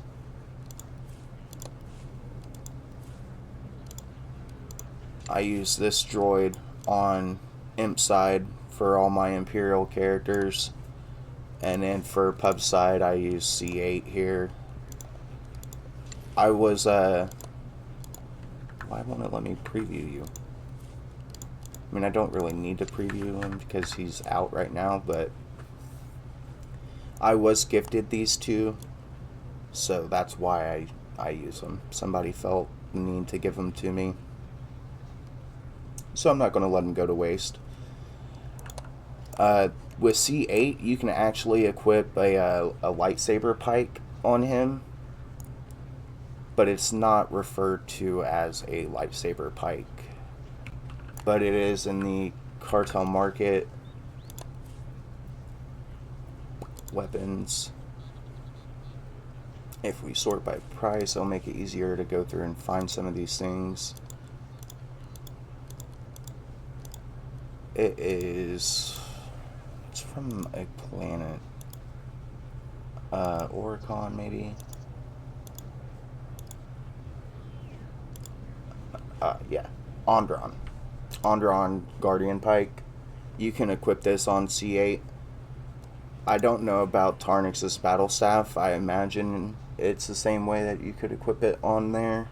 But these are lightsaber pikes. They're just not labeled as such. If it's actually labeled a lightsaber pike, you can't equip it onto him. I don't know why. But this is the droid that I use for the most part. And I'll only use the base game companions when I have to, when the story requires them to be a part of your party. There's only a handful of times in the game where it makes you do that. For the most part, you're free to use whatever companion you want. And so I choose to use C8. Mainly because he's quiet. The cash shop companions, they don't talk. Have no voice lines. You can click on them repeatedly and pure silence. But if I pull out, C2's probably the worst. He's the most annoying companion in my opinion. Well, Welcome home, Master. Welcome I hope you home. find your vessel a model of efficiency, Welcome home, convenience, Master. and comfort. Master, you'll be pleased to know I added extra But padding to all the seats. gets annoying, and anytime you got to go to your ship, C2 will have some kind of quip to tell you, and it's usually just pure bullshit. He gets annoying really quick. A lot of people despise him. I do got some mail. Touching base. Yay, give me some credits. But yeah, so we just did Taris. I'm thinking about maybe doing a Flashpoint or a Warzone, just show you guys that. We did do Essels in episode 2 as our first Flashpoint. We had a lot of fun. I think we managed to do a no-death run on it. It's pretty fun. I guess we'll queue up and see how long it takes. If it takes too much time, then we'll just back out and pick up in the next stream with Nar Shaddaa. With it being Saturday and the weekend, I'm hoping that the queues go fairly quickly. The Life Day event is still active right now, so if you see me getting pelted with snowballs, that's why. Even though we're like almost coming up on 2 weeks into January. And actually you can save those snowballs in your inventory and use them year round. It's not time restricted.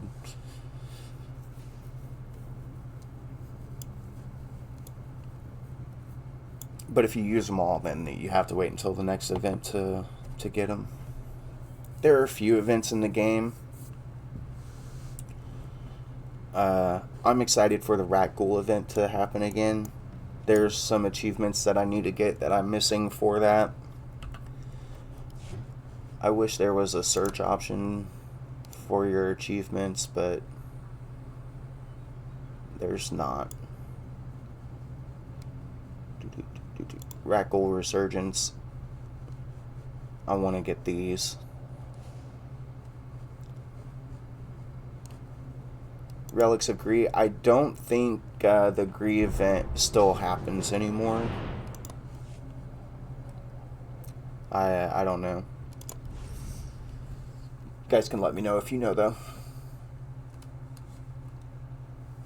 And great, we get Hut Ball. I hate Hut Ball.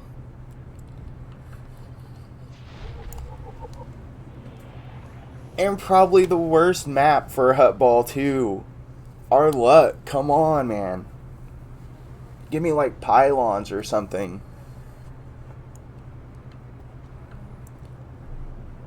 This is our first PvP match with this character. And we're just going to get annihilated. Hut Ball's the worst, man. Gentle beings everywhere. Let's play Hut Ball. Let's not. Let's just take a vote now and give us pylons. Everybody likes pylons. I'm your host, Baron Deathmark. Everyone knows the rules. 2 teams selected by random draw. The Frog Dogs and the Rotworms. 1 ball. Grab it, pass it, or run it. Grappling blasters can be used to climb the arena floors. Toxic sludge pipes can be used to die painfully. Just get the ball over the enemy team's goal line any way you can to score a point. Murder encouraged. Cheating, of course. Cannibalism? You can be the first. We've got 3 people on our team. Host, Garada the Hut, and never kick the ball. Hopefully our Sork is healer spec. This is not going to be good. We need... Where's our team?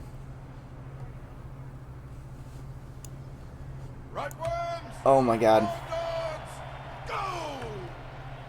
Okay, so you guys are not allowed to judge me for this. This is not my fault. We don't even have a full team. We don't have a full team. We're gonna die, guys. We're gonna die so bad.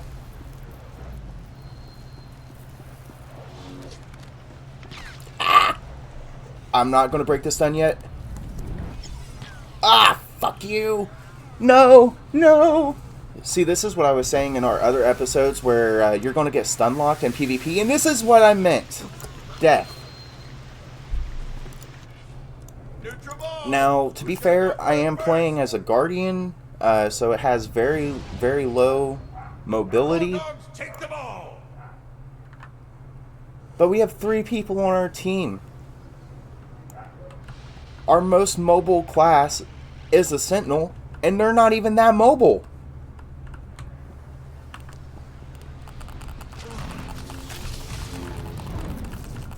It don't make no sense. Who says this was a good idea?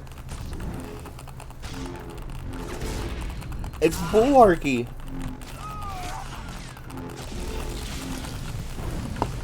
I mean, we're going to be able to do damage, yeah, but we're not going to be able to score because we can't run the ball.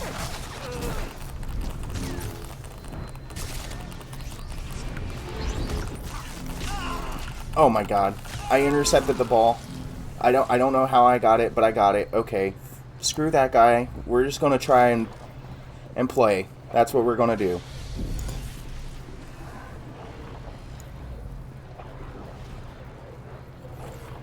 The objective. That's what we're going to try and do. And we're going to die because of stuns. Let me see if I can get the pass off. Yes. Yes. I'll take it. I don't care if we win by 1 or 100. As long as we can stop them from scoring, that's all I care about. I don't even care about my KD. It don't matter. This is the fewest people I've ever seen on a team before. Like, this is 3v3 arena type crap.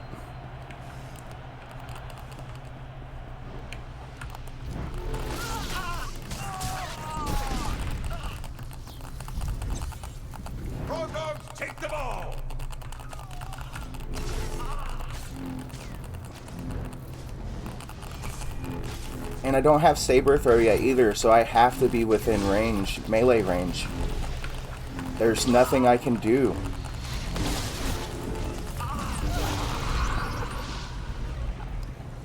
Okay, let's run it, Let's see if our Sork is able to get up there.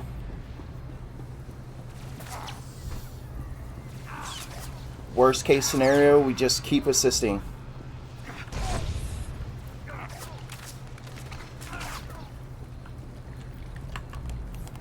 Oh no. Don't stun me, don't push me back and don't stun me. Okay. Perfect. That's what you like to see. That's what you like to see happen. Just get stun locked, knocked back, pushed into the acid. Let's go. Roll with the punches. That's what we're going to do.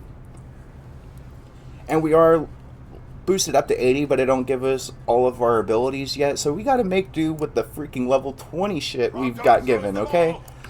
Oh my god, don't judge me, guys. Yes. Hutball sucks. And the stun locks, yeah, getting stun locked is the worst. We've got one stun break, the freaking cooldown on it is outrageous. And it's Hutball. Who likes Hutball? Nobody likes Hutball.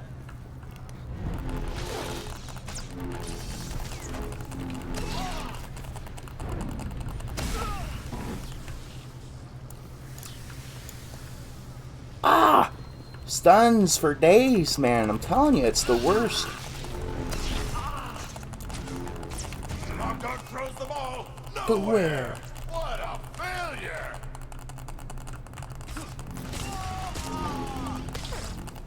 The Frog Dogs have the ball.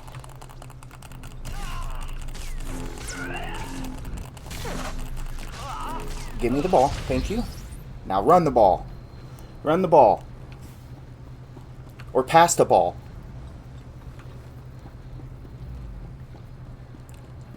Yeah, I can't remember what that's called, but, that one is fun.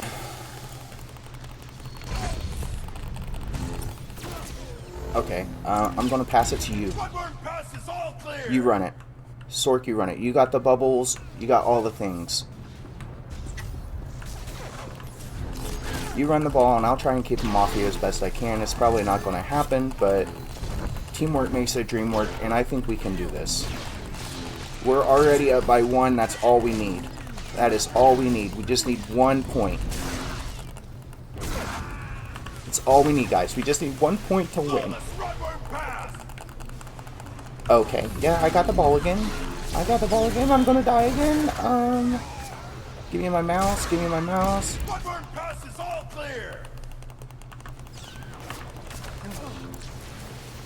Yeah.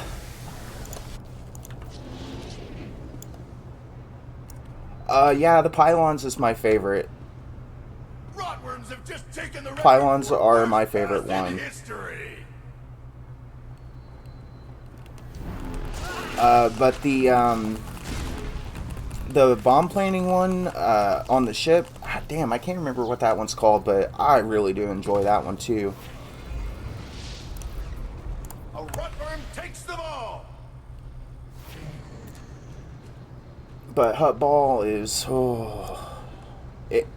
I mean, if you have a good team who play the objective, it can be fun.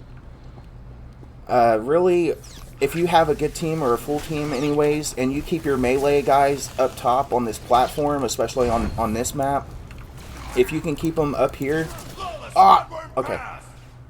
If you can keep your melee guys up here, usually around this side or the other end, and stop them from getting up here and just keep knocking them down, you can get a runner who will just run the ball and you guys can win pretty easily. It's a little bit harder right now, especially since we don't even have a full team or all of our abilities, but we'll make do.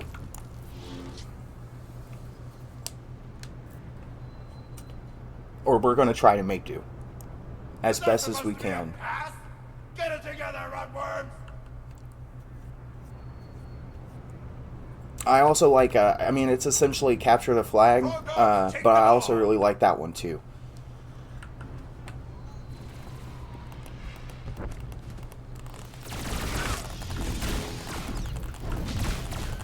Ally is unbeatable. Oh my gosh. Okay, we got 2 minutes left in this match and we're still up.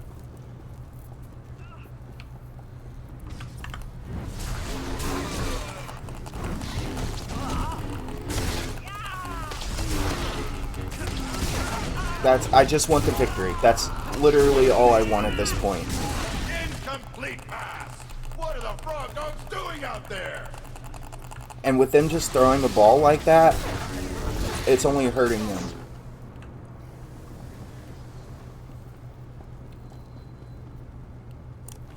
Rockworms have the ball.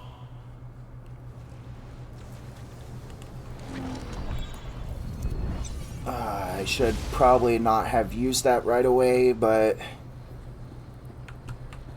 Oh man, oh man, oh man, oh man, oh man. Oh crap, I gotta click on there, don't I? Okay, or not. Alright, Sword K, you take the ball. You take the ball. You take the ball. Pass the ball! Pass is all clear.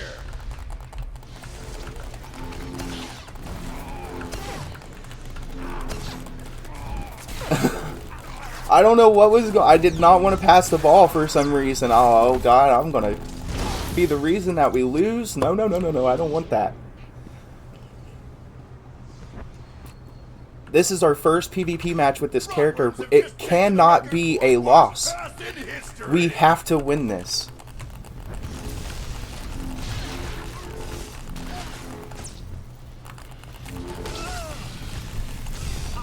Rockworms have the ball. We did it! We did it! We did it! We did it! I don't know how we did that. I don't know how we did that, but we did it. We did we took 1.3 million damage. We're going to take a lot of damage. I didn't do very much. I almost did a mil though at level 22 with very limited abilities.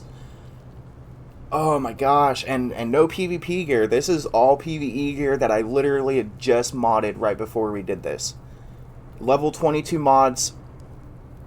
We literally just put them in. We've been using the base adaptive gear, empty, no mods, no enhancements or anything, from level 1 all the way up to level 22. We literally just put them in there. And then we queued up for a PvP match because we completed Taris a lot faster than I was anticipating. And I try to keep my streams around 2 hours. And I was like, okay, well, I guess we can do like a Flashpoint or a Warzone. Let's see how long the queue is. And we freaking won. We took the dub on our very first match with this character with no freaking gear. If we look at the allies, look how much damage they were doing. That is insane. That is insane. Sorks and Sages are so good when it comes to PvP that it's ridiculous. They got the stuns, they got the bubbles, they got the stun breaks. Like, if you're in the PvP and you're wanting to PvP in this game, your best chance, if you want to do as much damage as you possibly can, is to go Sork or Sage. I would say if you want to live and survive long enough to get the damage stacked up and do a lot of damage that way, you can go a Jug or a Guardian, but it's dependent on if you have a healer. Okay? If you don't have a healer who can heal you through that, buddy, get lost. You're going to die. Because the Sorks and the Sages, they're going to gang up on you with the operatives coming in on their stealth, and they're just going to stun lock you, and you're not going to be able to do nothing because you have one stun break, one resolute right here with a 2-minute cooldown. And it gives you no immunity to stuns whatsoever after you use it. None. So you will get locked in a stun. And you guys just seen that happen when I got knocked back into the acid drop. Ridiculous how frequently that happens. And then they removed ranked PvP as well. So the people that are PvPing in the game, it's a very small, tight-knit community. Everybody knows everybody. Oh my gosh, and it's a rush too, especially when you're first starting out. It is an adrenaline rush, guys. But we took the dub. We did it. We did it with a group of 3. Yeah, it was 3 versus 3. I've never seen a PvP match that small before. But of course, I don't do a lot of under level 80 PvP. Usually all my PvP is done on max level characters. So this was almost brand new for me since I first started playing. Holy crap. I'm so pumped from that. I almost want to go again. Just to see what we can do. Because that was so exhilarating. I can't believe we took that. We got the point from my assist. I feel like a champ right now. Like a champ. But I know I'm not. Alright? Our gear is so bad. It's so bad. Do it? Oh no. Alright. Hell with it. We'll queue up again. See what we get. Hopefully we get like pylons. I really do enjoy pylons. Or if we can get the bomb. If we can get where we plant the bomb, that one's really fun too. And that one's really easy to win. It's super easy to get the victory in that one if you start out as a defender. And you can stop them from planting the bomb. It's really easy to take the dub on that one too.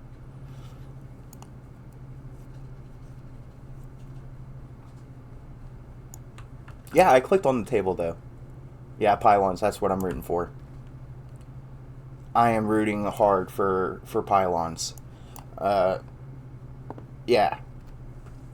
Pylons are my favorite, honestly, above anything else. Hutball is the worst. I can't believe we took the dub on that, guys. I just cannot. I'm so thrilled. I've got freaking goosebumps from it. Okay? Goosebumps, guys. Crazy fun right there. That was honestly the most fun I had in a PvP match in a long time. Whew. I'm excited to go again. I'm excited for it, honestly.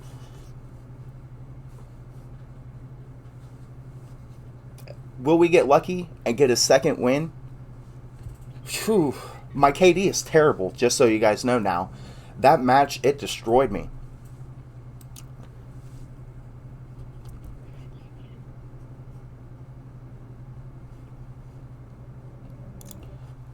Let's go ahead and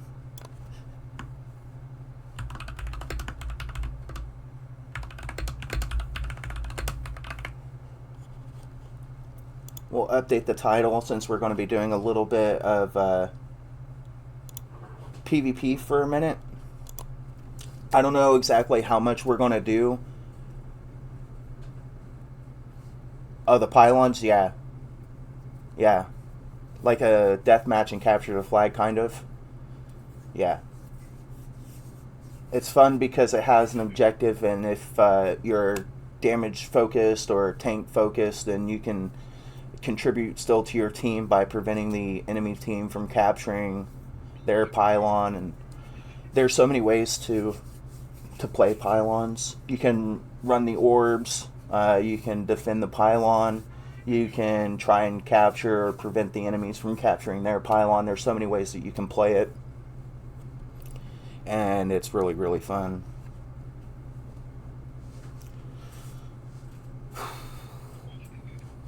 I'm so pumped about that, guys. Like, for those of you guys who just joined the stream,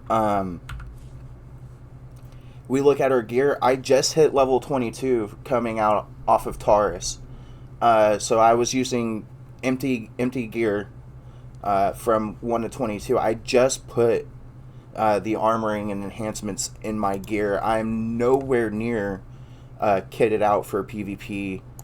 I have some Warzone tokens that I can use to buy PvP gear for this character, but I'm doing a Let's Play on him.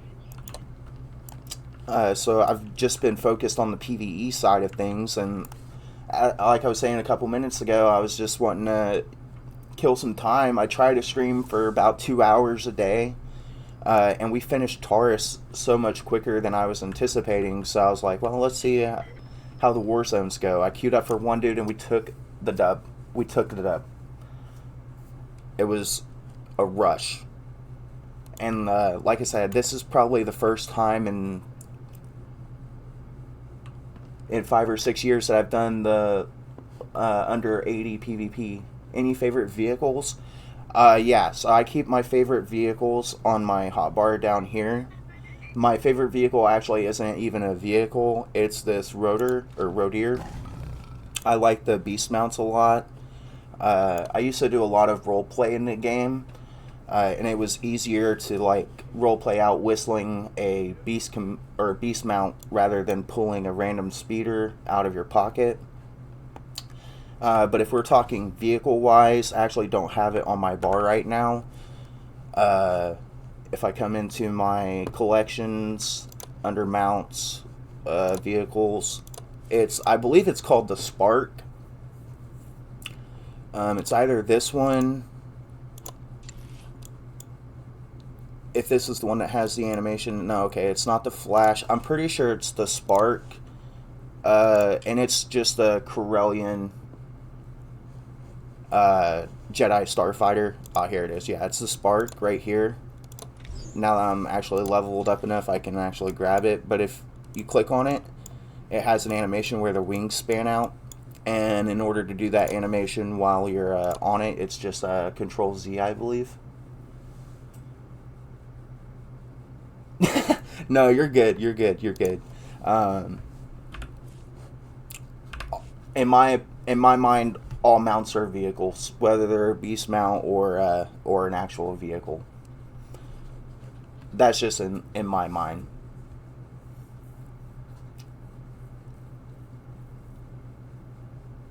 The Varactyl is also a good mount too. Yeah, I like the Varactyl as well. I think the first beast mount I got was the Coastal Varactyl. Let me see if I can mounts. Let me see if I can find it again on here. But I don't think I have it unlocked in my collections to pull out. Yeah, it's the Coastal Varactyl. It's green. If we look under the cartel market, if you guys haven't seen it, it's this one right here. I don't know why it's not unlocked in my collections, but this was the very first mount that I had like ever gotten from the cartel market on my very first character, and I don't know what happened. It's not in my collections. I can't unlock it again from my collections. It tells me I have to buy it again. And the same thing happened with an armor set as well. There's an armor set in here. It's the Destroyer or the Defender. Destroyer armor set right here. You can see I have collected the armor set because it shows up in my collections. However, I cannot unlock it for any of my other characters. I don't know how you get this armor set back. So there's just a few things like that. We are currently queued up for another PvP match.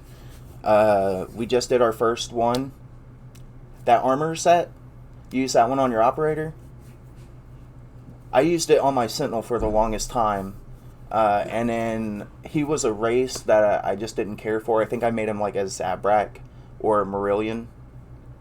And I just deleted the character. And I think that's why I'm not able to get the armor set for my collections, because I didn't unlock it in my collections on that character. But I don't know. I don't know how the mechanics of that work exactly. As far as I know, once you have the set unlocked on a character, it gives you the option to unlock it through your collections later. But sadly, it does not do that. So I've lost that armor set somehow. Which is weird. I mean, because it's a pretty nice armor set. If you guys haven't seen it, I enjoy it. The helmet is a little awkward, though. Kind of reminds me of like an ancient Roman soldier.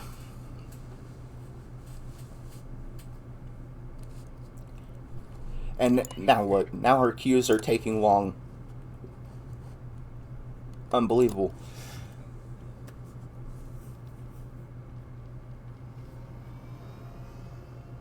Yeah.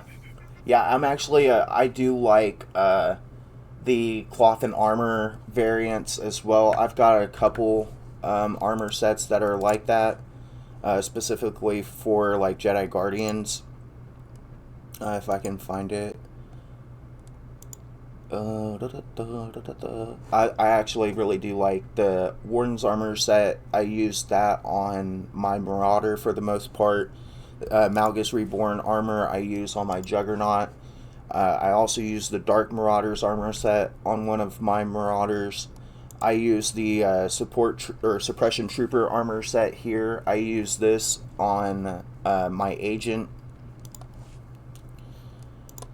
I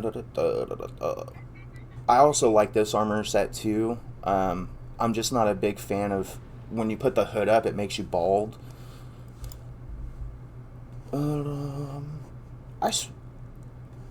Where's all these armors that I have? Like, because this isn't all of them. We're queued up right now, or I'd show you guys. But on one of my other Guardians, I've got the actual Guardian armor set. Like, if you type in Jedi, it'll pop up on your search. Now, where it's at here, I don't know. Oh, here it is, the Resolute Guardians armor set. I have that set. I use it on one of my other Guardians I have. I also like the Exiled Knight armor set as well. Yeah, this one is pretty cool. The only thing I don't like about it is the back. How the armor goes around the back like that. It would be better, in my opinion, if it was just with shoulder pads. But I nitpick armor fairly frequently. There's small things about like some of the sets that I dislike in it, and I don't use them from that or for that reason. But Kellen, what's your go-to armor set?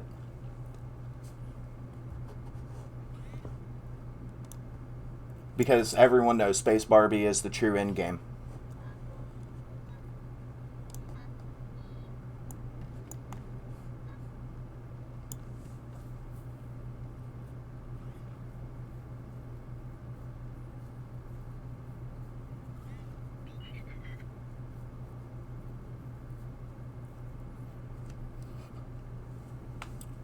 Like for me, my go-to is actually a combination of 4 different armor sets.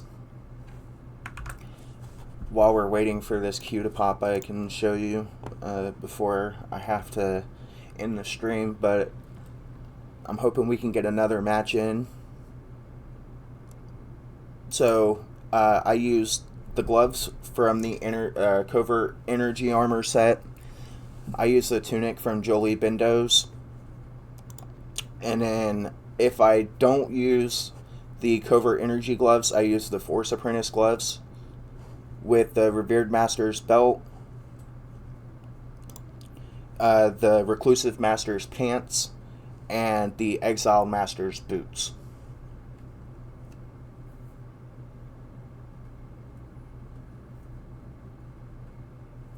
Oh no, take your time, man. Your main's a Sith Assassin tank. Yes. My very first character I ever made was a Jedi Shadow. I didn't go tank spec with him though. He was a DPS spec. I still have him too. He's not max level though. I stopped playing him. I took him up to level 70 when Knights of the Fallen Empire came out, or Knights of the Eternal Throne. I can never really remember which one came out first.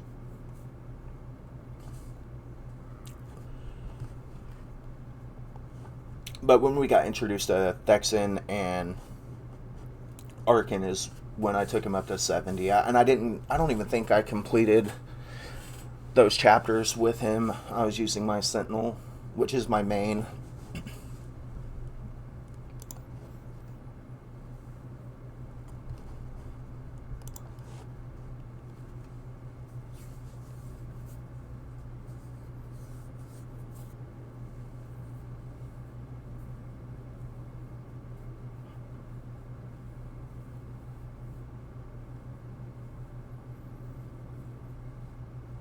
So do you play, well, I guess you said your main is the Sith Assassin, but do you play pub side or M side with him? Since you can have the combat specs now and play Sith Assassin on pub side.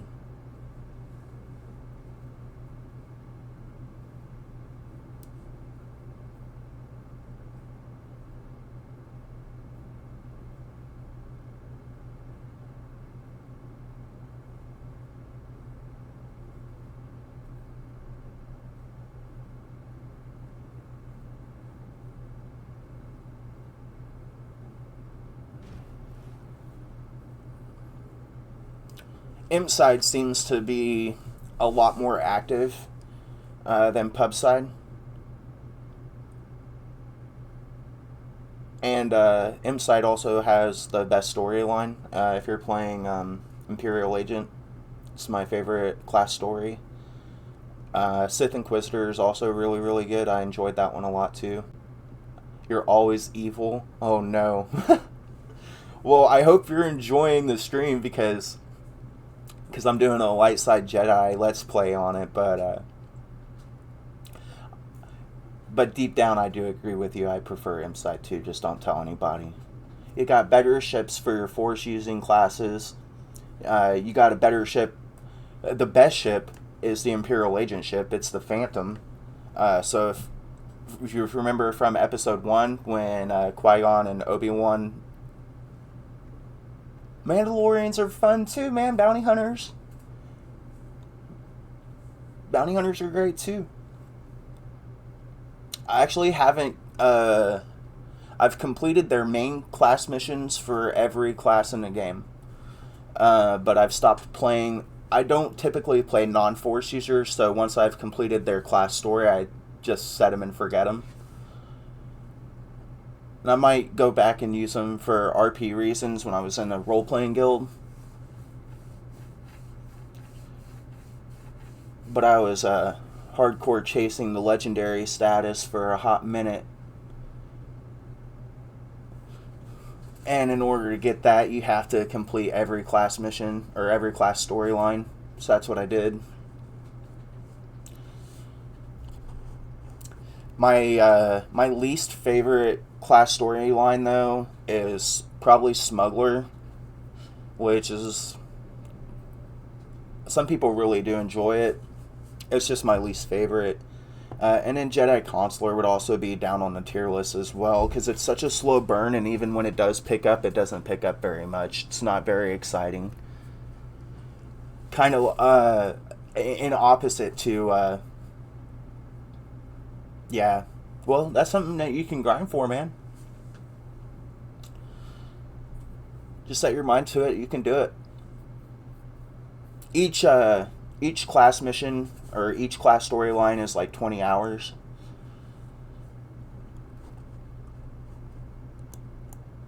But most of them are really worth doing.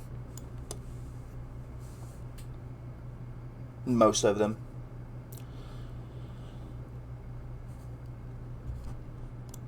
But the Sith Inquisitor story, oh my god. If you guys played that, you already know. It is good. It is really good, actually. The Sith Warrior story is pretty good, too. Jedi Knight is up there as well for me. Jedi Knight is your, like, it's going to be like your typical Star Wars story. It's pretty straightforward, but it's up there on my tier list. We're still waiting for this Q to pop, guys.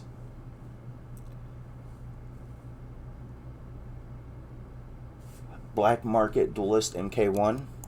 Okay. Let me, I can come over here to the GTN real fast and I can look that up real quick.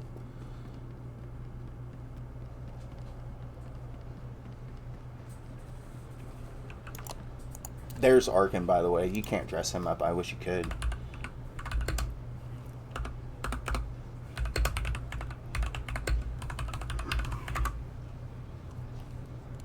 Okay. Maybe if I just do Duelist MK1. And now, is it Mach 1 or Roman numerals? Ah, okay.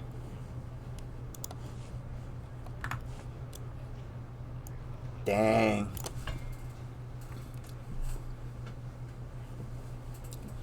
Yeah, this queue is not wanting to pop, guys. We're coming up on 2.5 hours almost on the stream. Man, that PvP match still has me pumped though, guys. I'm not even going to lie. I'm waiting for this one to pop. I don't know how much more time I have.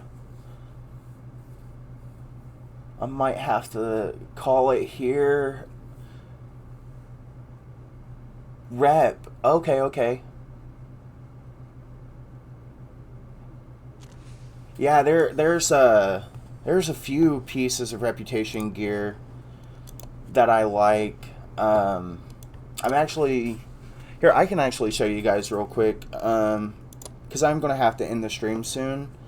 So we're just gonna go ahead. We're gonna leave the queue. I'm gonna pop over to my main character, or one of my main characters. I'll show you that reputation gear and the usual armor set that I wear as well. And then we'll have to probably call it quits for today, but I'll be streaming tomorrow as well.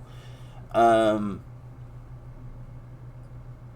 we'll probably end up doing tomorrow is we'll just do straight PvP tomorrow. That's what we're going to do. We won't do it on Kaysen since he's low level and the queues take forever to pop, if at all. But yeah, so this is my main guardian. His name's Dawson.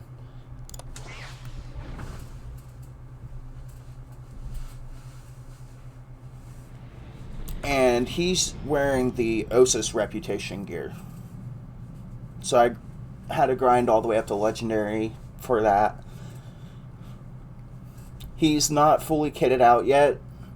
My main is a Sentinel, and I just got him up to a 340 or 341. So I'm doing everything I can now to get Dawson on par with him, and we're just doing Kaysen, or we're just using Kaysen for the storyline for our Let's Play. So when I PvP, I usually use this character or my Sage. And this is what that armor set looks like with all those pieces. I think it looks pretty good.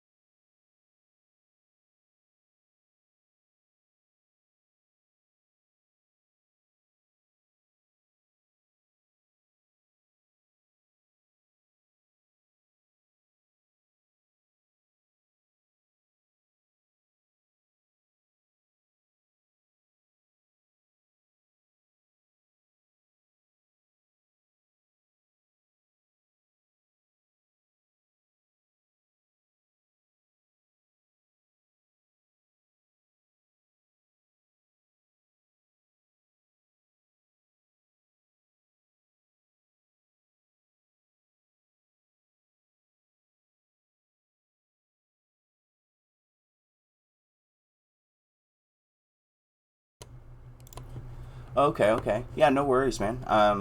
There's a lot of different armor sets in the game. It's hard to keep track of them all.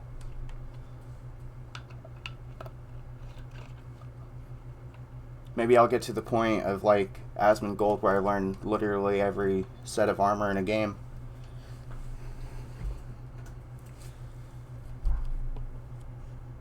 But I can pull up that one now. Force Lord. Yeah, actually, I think I am familiar with that set. Let me look it up real quick here. But if it's a reputation based, I might not be able to see it. Armor. I was hoping I could pick a slot. Force Lord's headgear, Mach 3. Would this one here be similar to the one that you're using?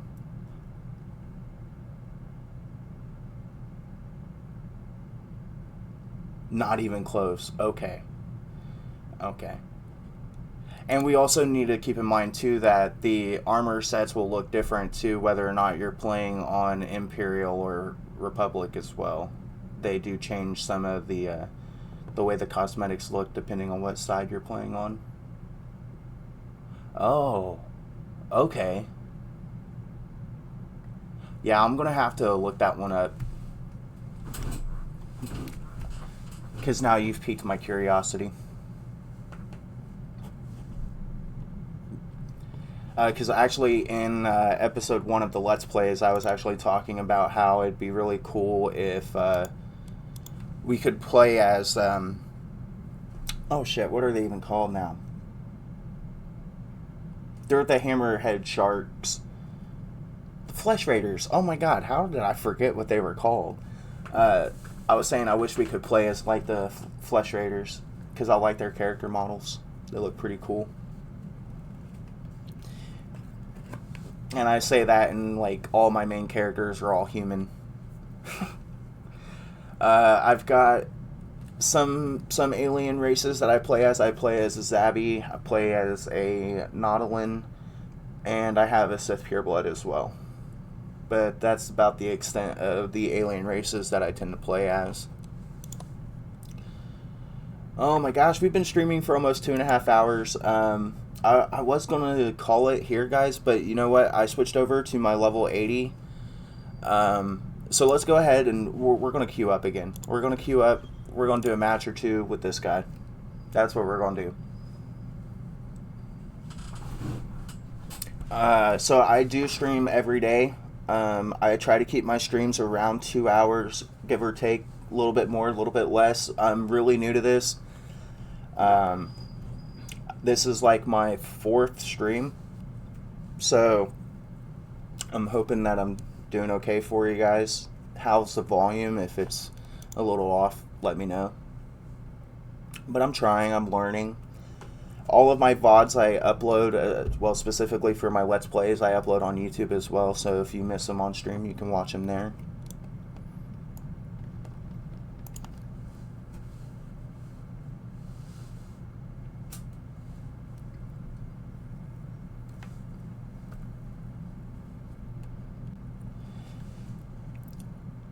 Man, how fast that first level or under level 80 Q popped. It had me like encouraged, like maybe this one would pop faster as well.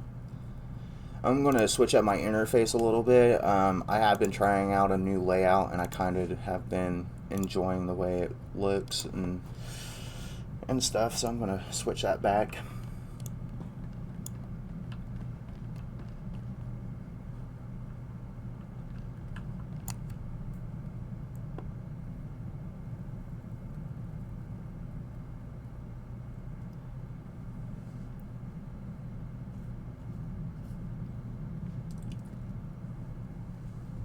Do you guys PvP a lot?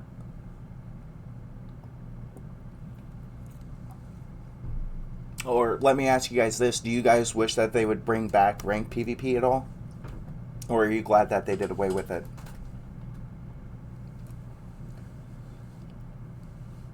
Personally, I wish they'd bring it back. More people would be queuing up for it. As it stands right now, it's a pretty small community that PvPs. So everybody learns everybody's name, which is good and bad. If you're a new player and you're just now getting involved in it and you're learning your class and your rotation and everything, and generally just the function of PvP itself. Oh, yes! Okay, I'm okay with this. I am okay with this. This is fine. This is fine. And we're going to win. Right, guys? We're going to win. No question.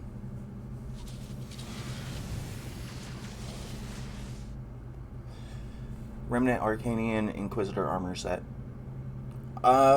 We've got about a minute and a half. I can look it up now.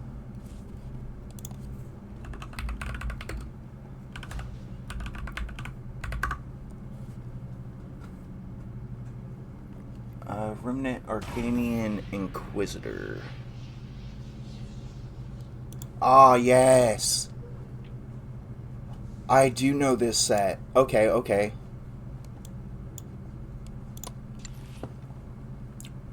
Bro, that headpiece is sick.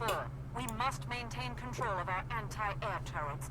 Yeah, I can see why, Kellen. That looks good. That looks really good. Especially on an Inquisitor or Sith in general, yeah, that looks great.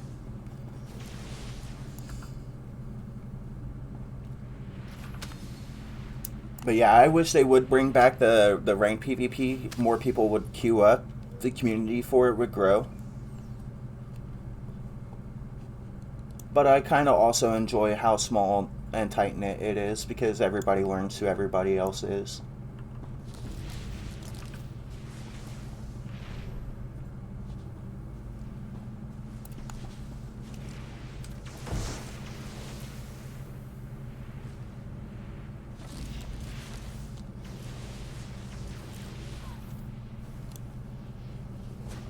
And then they were saying in this one of these next updates that are coming, they're going to be switching over to DirectX 12.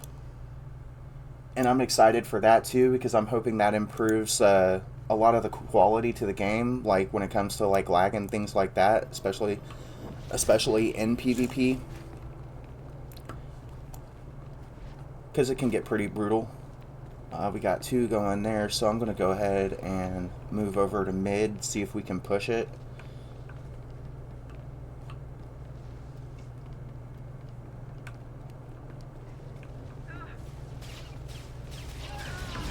Again, we are doing a Jedi Guardians.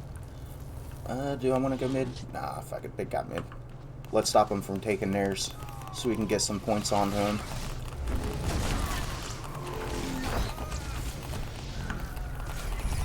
Already greeted with the stuns. Gotta love it, gotta love it.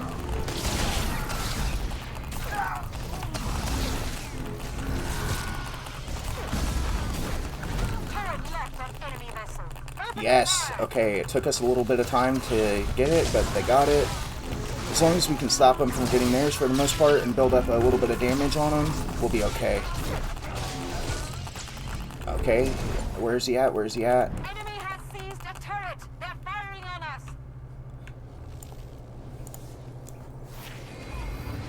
Alright, I'm gonna leave these 2 guys here. Turret left on enemy vessel. Opening fire. They took mid.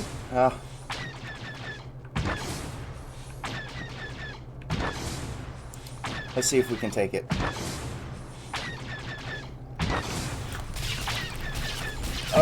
Instant no. Instant no. Yeah, instant no on that one. They shot that idea down before I could even finish the thought.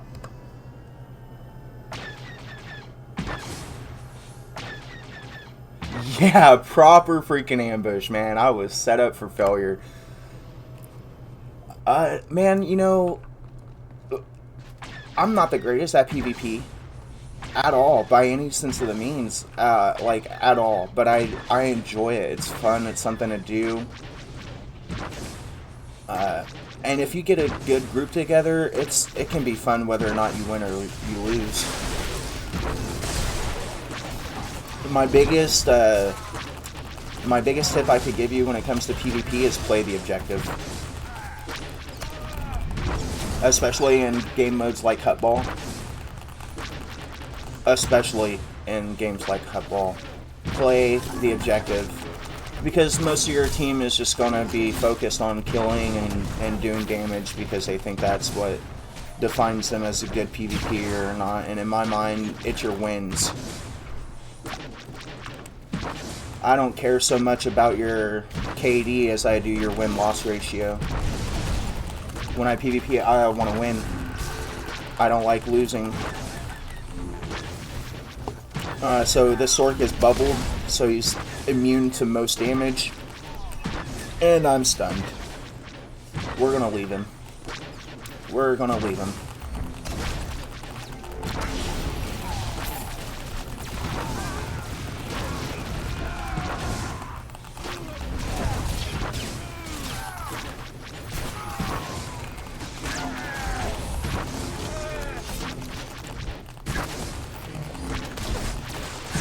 Oh, yeah.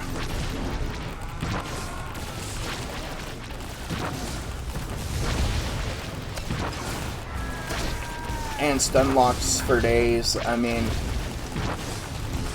like I was saying, I wish Resolute would grant us a temporary immunity to stuns, at least for a small duration after we use it. Like, it wouldn't even have to be long. Like, 4 seconds would be enough, I think.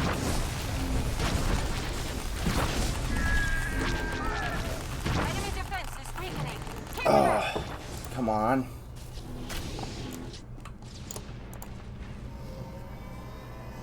But yeah, I think 4 seconds would be more than enough. If you pop your Resolute and you got a 4-second immunity to stuns after that, I think that's enough time. It's enough time. Especially if you're a well-geared Guardian or Juggernaut going up against maybe more so an Operative than a Sorker or Sage because of the healies that they got, but and the bubbles particularly, like the shields are crazy.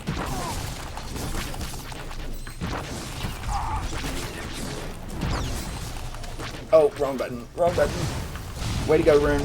Way to fuck up.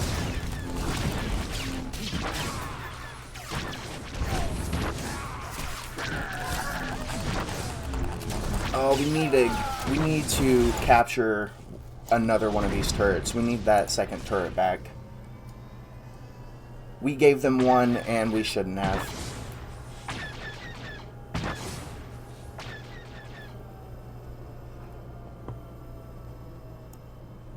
We should not have done that.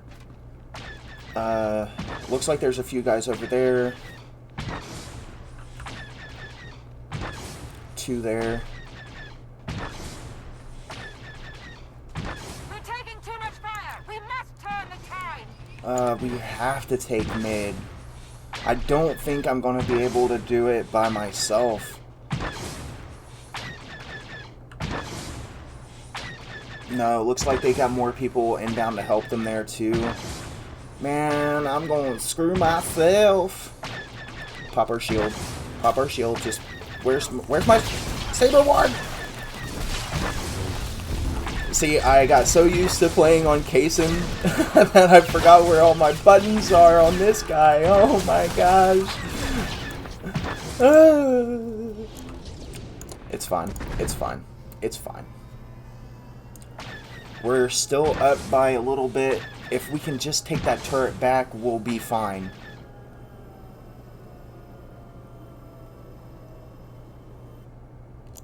We just need to get it back.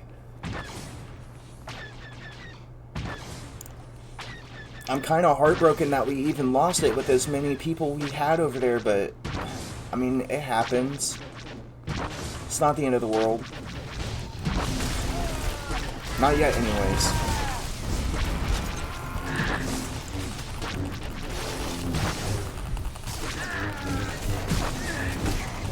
So I would try and take it, but they've got their AoEs out, so it's going to be pointless. I'm just going to take more damage than as if I was just to kind of bust it out while I'm fighting them and contributing more. But I don't know. Yes. Yes, Stealthy Boys for the win.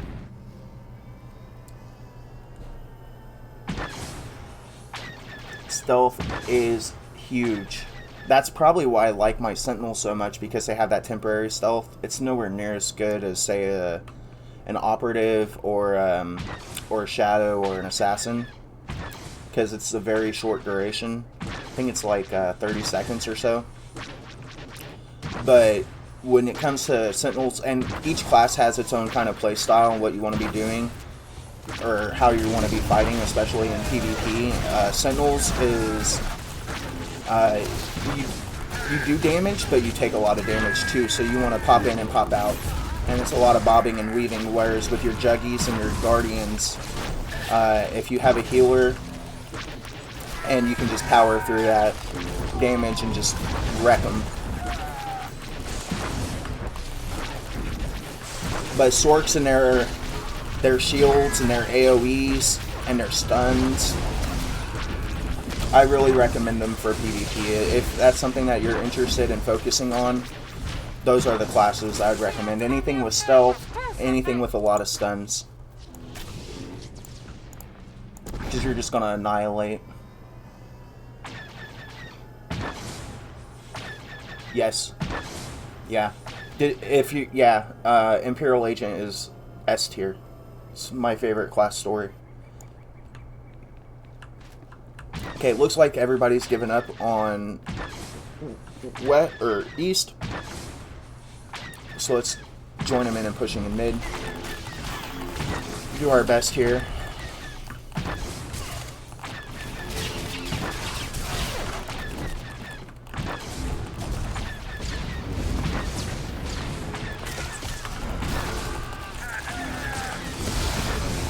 We're probably not going to take the dub on this one, boys.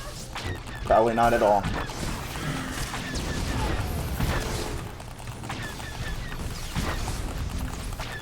As sad as it is to admit, that's fine.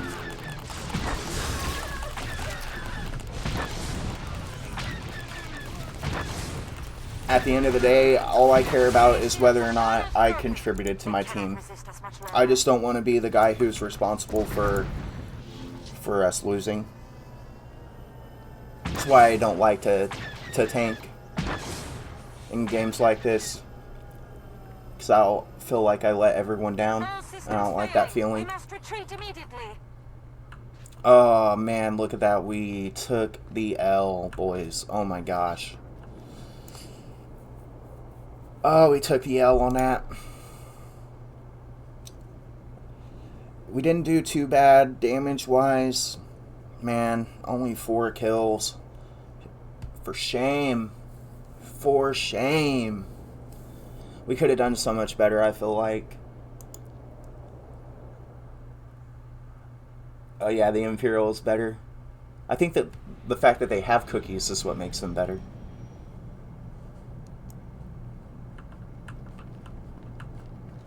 If Pubside would offer cookies more often, then we might have people over here. Do you guys remember when PvP was faction-based? Because it used to be. Pub side versus imp side, and you'd have to wait for a full imp team and a full pub team. But because of the imbalance in the factions, they had to change it.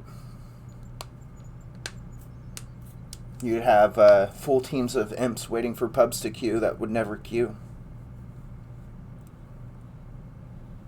Nope, it's cross-faction, so you'll play with Imperial tunes on your team against Imperial tunes. They just fill the teams.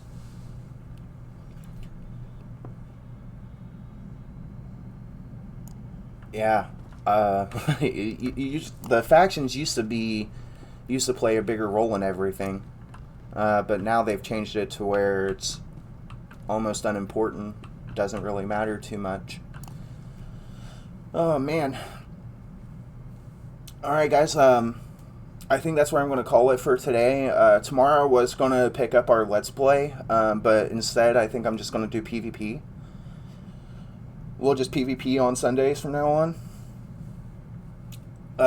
It might change, but for the foreseeable future, that's probably what I'm going to plan on doing. We won't use Kaysen for that, since he's so low level. If I do decide to use him, it'll be once he hits level 80, just so our queues pop faster, and we actually get full teams instead of the 3v3. We did Taris today, if you guys want to go back and watch the VOD on that. I'm also going to upload it to YouTube, so it'll be there for anybody who missed it and is interested in seeing Kaysen's journey. We're doing the Jedi Knight storyline, light side full playthrough. And then, like I said, tomorrow we're just going to hop on Dawson and we'll just do PvP for as long as I possibly can. But I actually have to go soon, so I need to end the stream. But yeah, if you guys had a good time with me, or you have any suggestions, let me know. Don't forget to follow. I appreciate it. Our current goal is 10 followers. We're at 3 so far. I know it's a pretty big goal, especially with us being brand new to this and everything, streaming, I mean. But I believe in you guys. I think we can hit it pretty soon. What else can we do? Yeah, tomorrow, straight PvP, dude. That's all we're going to be doing all day. If that's something that you're interested in, join in. It'll be around 10 o'clock Eastern Standard Time, maybe a little bit earlier, and we're going to be going till 3, maybe 4. We'll stream for quite a bit. Pure PvP, non-stop. No skill, no plan, a lot of dying, a lot of losing. But I think it'll be fun. And I've enjoyed it with you guys so far. You guys were amazing today. I can't thank you enough for joining in. And I hope to see you guys tomorrow. Peace.